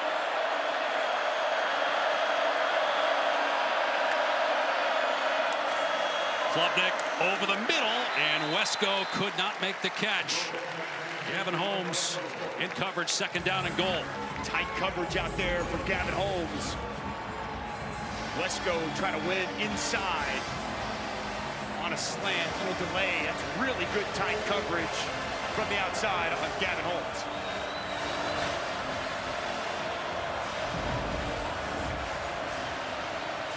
Kate Klubnik stepping up big here in this 2nd half, willing his team back in this football game. Can he do it again? 3 downs here to get it in the end zone to make it a 1-score game with 8:46 to go. Klubnik in trouble, steps up, breaks a tackle, diving, and down to about the 1. It'll be 3rd down and goal from there. It's a design quarterback draw, running back up, isolating on the linebacker. Gets him right there around the 1-yard line. Change of personnel, big personnel coming in now, Dave. 2 downs to get it into the end zone from the 1-yard line. Kate Klubnik, 3 passing touchdowns on the day. And we've got a timeout. Clemson having to use one there. Would love to save that for late game, but Dabo has to take it there.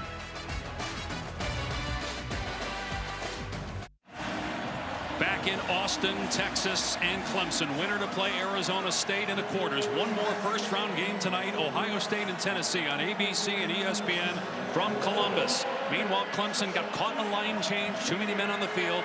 Dabo Swinney had to use a timeout, so just 2 left in a 2-score game. But 3rd and goal on the 1. 4-down territory for the Tigers. Big personnel in here. Keith Adams, a physical running back. Klubnik instead going to keep it, and down he goes. No gain on the play. 4th down. David Benda on the stop.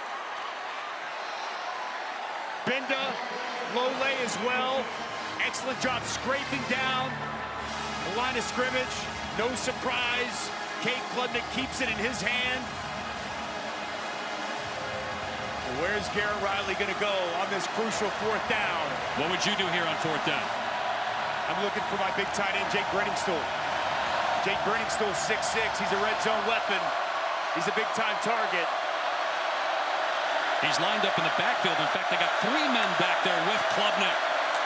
And it's a straight-ahead handoff. Stuffed. Adams down at the 1. Texas turns over the Tigers on downs.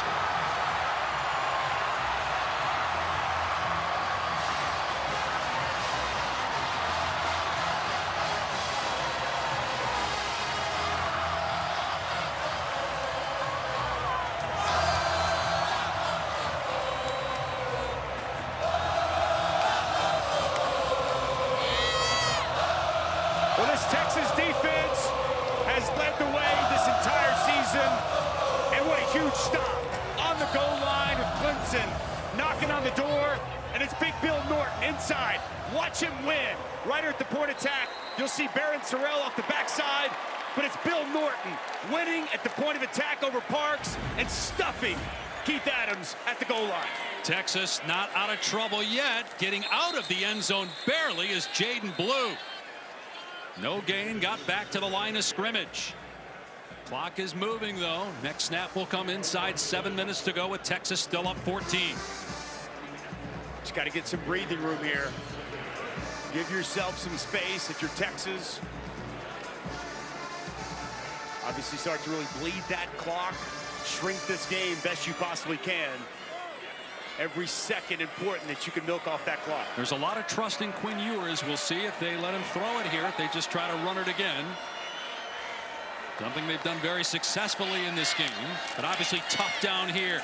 Ewers will throw, lobs it, and the pass is incomplete, but a flag. Another pass interference call coming on Avion Terrell. It'll be his 3rd of this game.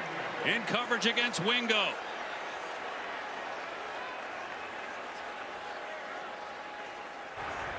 Pass interference, defense, number 20, 15-yard penalty, 1st down. Avion Terrell working with that left arm. Gonna draw The pass interference call, one-on-one isolated with Ryan Wingo, the bigger wide receiver.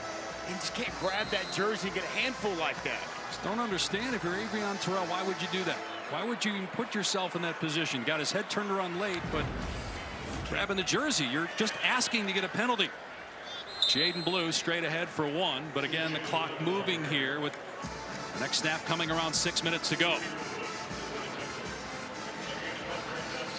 And you saw the trust again that Sark has in Quinn Ewers, letting him throw the ball there, anticipating maybe getting that pass interference call. Worst case scenario. And if that's an incomplete pass, it's 3rd and 10 from your 1. Avion Terrell, his 3rd pass interference called on him here in this second half.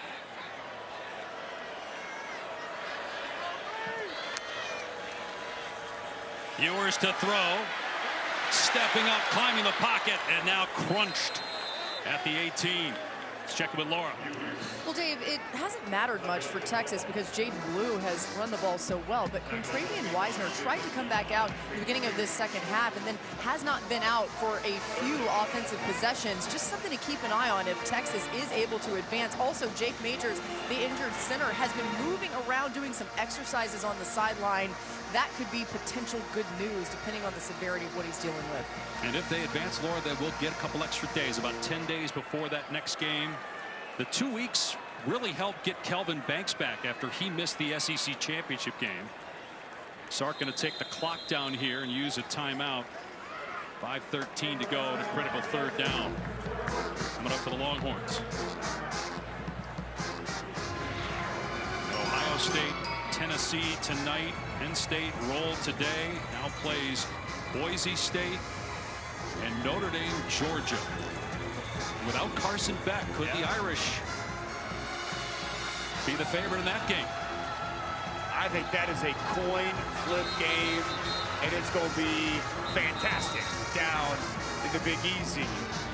2 outstanding defenses, 2 physical rushing attacks, and I think with Gunnar Stockton at quarterback, that's what we're going to see Georgia lead into, kind of like they did in the second half against Texas in the SEC championship. And with Penn State throttling SMU and now playing a Boise team that many think aren't as good as Penn State. I think that's going to be fascinating. I mean, you know, that Boise State team played Oregon so well early in the season. Ashton Genty's been phenomenal.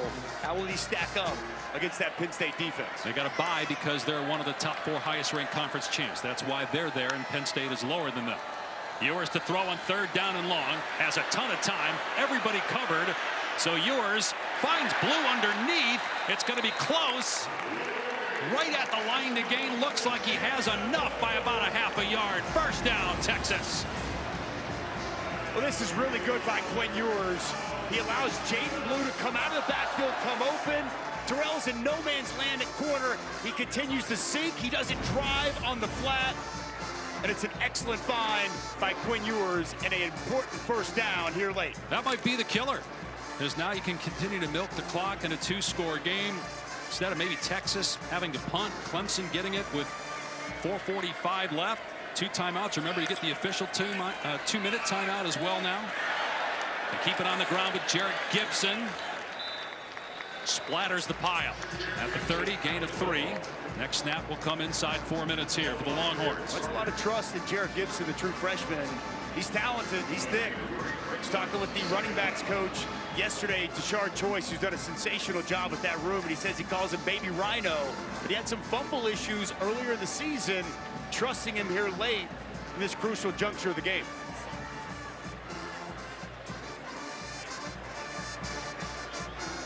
Texas trying to get its 12th win. It would be its 5th ever 12-win season. Would be the 2nd straight for just the 2nd time in program history. Last national championship 20 years ago. Good job that time up front by Clemson as Gibson is taken down by Woodaz and company. So 3rd down. Obviously another crucial 3rd down, and you start to kind of think about Dabo Swinney not going to start to use his timeouts just yet. Texas here in this 3rd down. I'd expect they're going to put the ball in Quinn Ewers' hands and let him get another 1st down. And boy, if they get another 1st down, start to look at the possessions and the time left. And taking about 4 minutes off the clock. That fourth down stop at the 1 happened with about 7 minutes to go. 3rd and 7. And they run it. First down. Jared Gibson still going.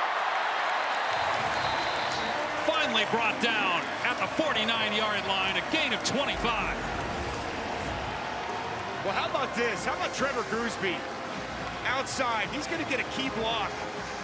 The redshirt freshman who's had to step in a week ago, 2 weeks ago in the SEC championship to play left tackle for Kelvin Banks, who is injured. Tonight he's had to step in for Cameron Williams and getting a key block on another first down that continues to get Texas that much closer to the next round of these playoffs. 280+ yards on the ground in this game. 289 right now for Texas.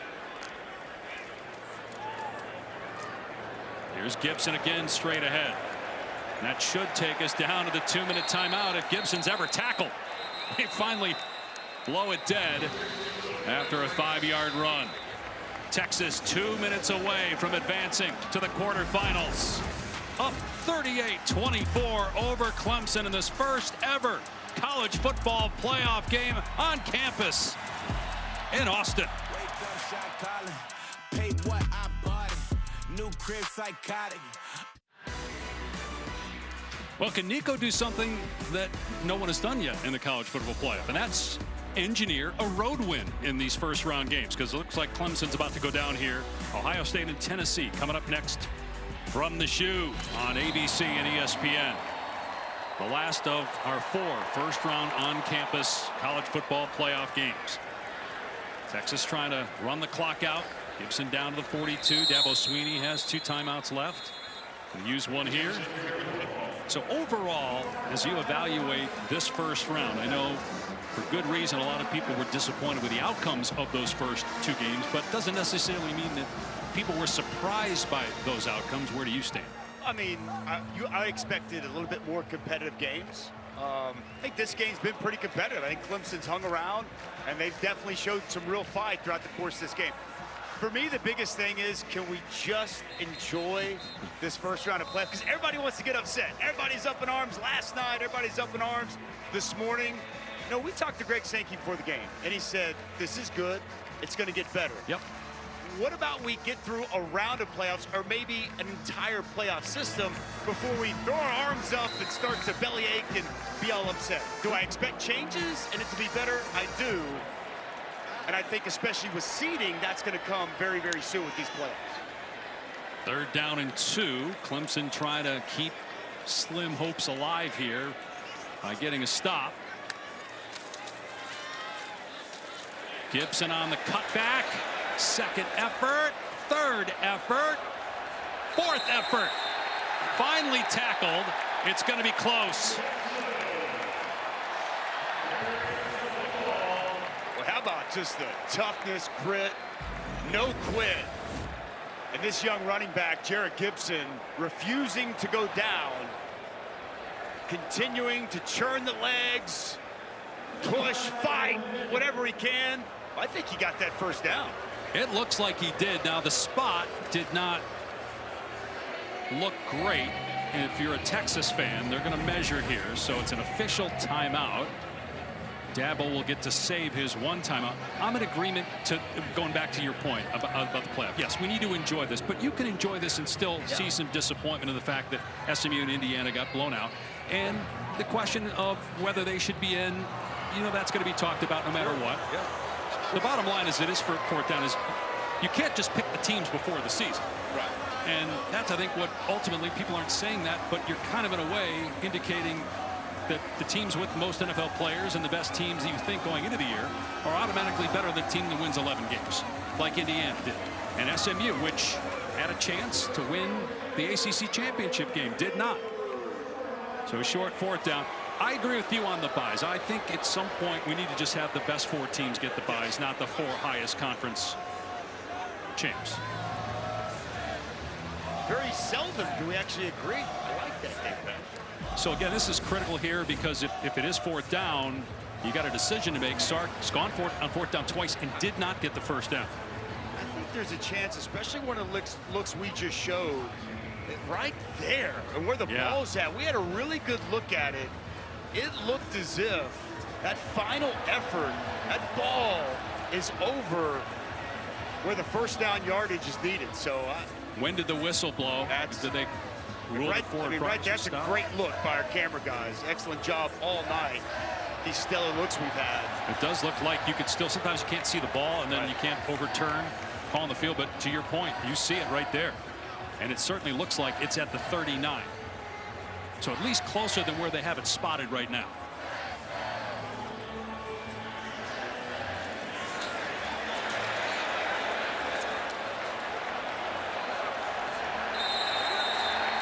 Yeah, you didn't hear the whistle until afterwards.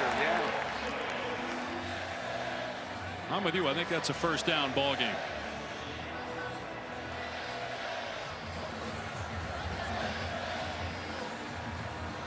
I'll tell you what, man, when you think about when Steve Sarkisian took this job,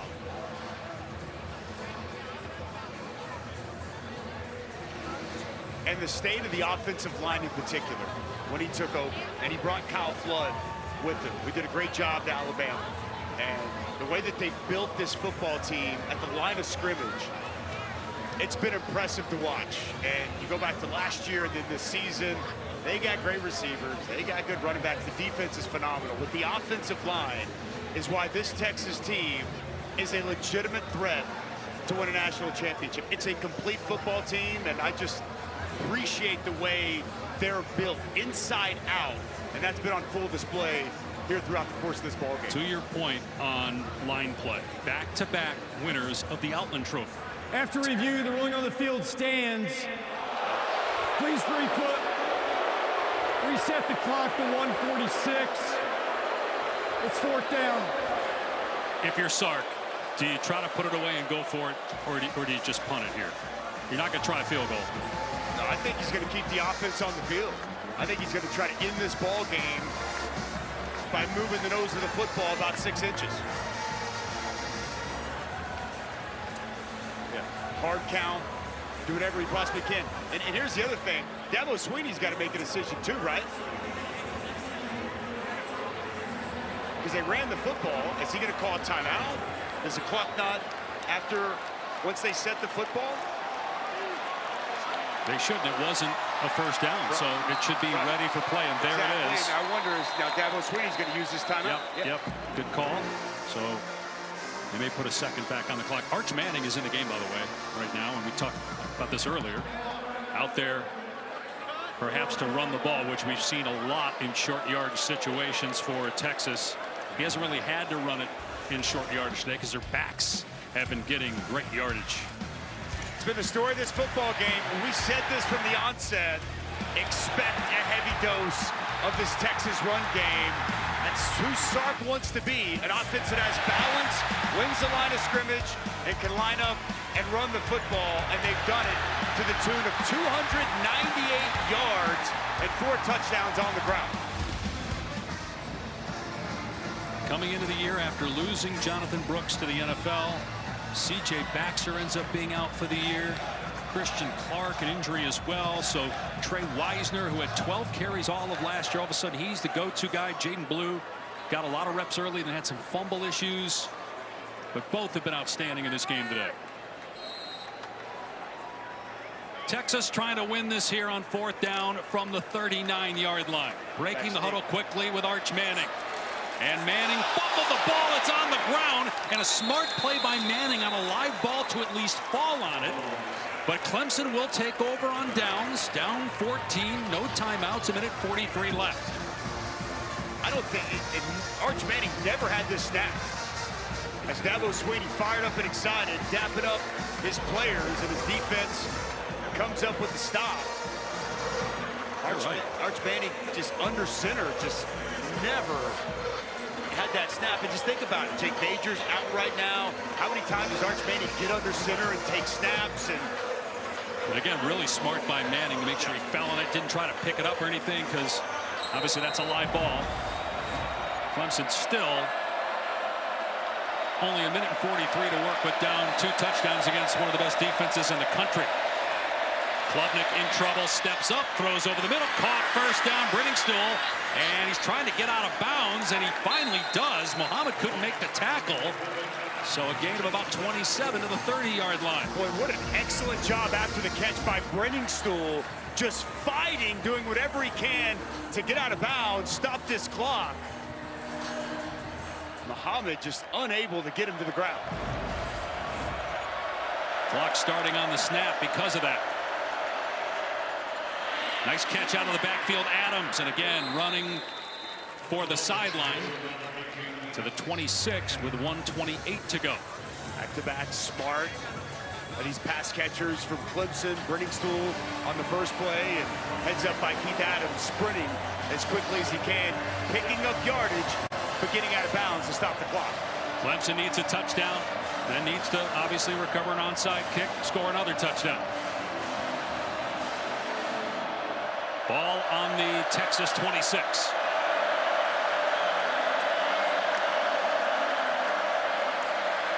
Klubnik over the middle in traffic and through the hands of Brenningstool.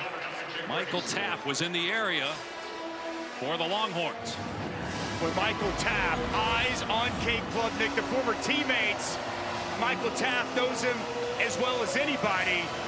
Jumps this route. I think he gets right in the view of Brenningstool, makes it tough for him to see that ball into his hands.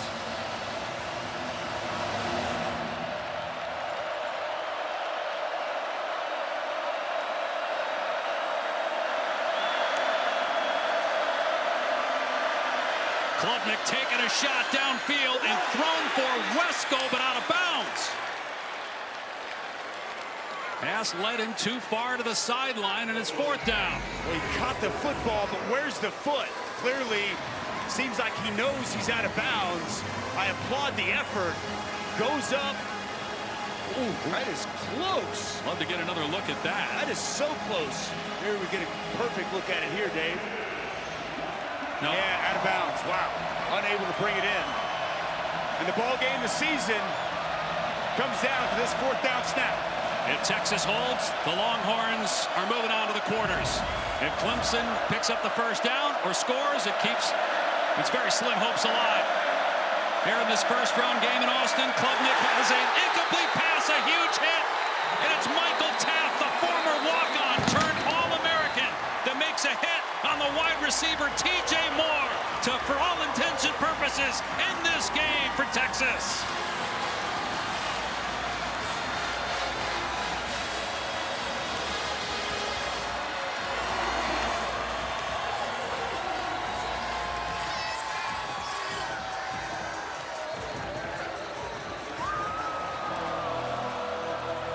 Michael Taft. What a moment for him, the former walk-on, turned second-team AP All-American. So smart, oozes with confidence.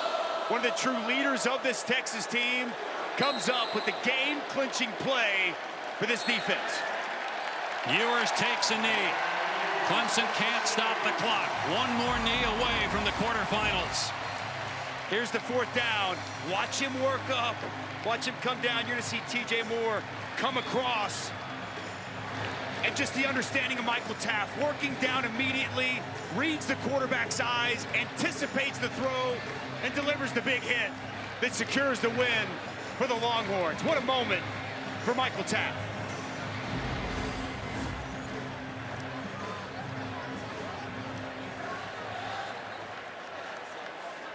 It'll be from the Big 12, Arizona State against the SEC Texas Longhorns in the quarterfinals at the Chick-fil-A Peach Bowl in Atlanta. Texas 38, Clemson 24. Win number 12 for the Longhorns.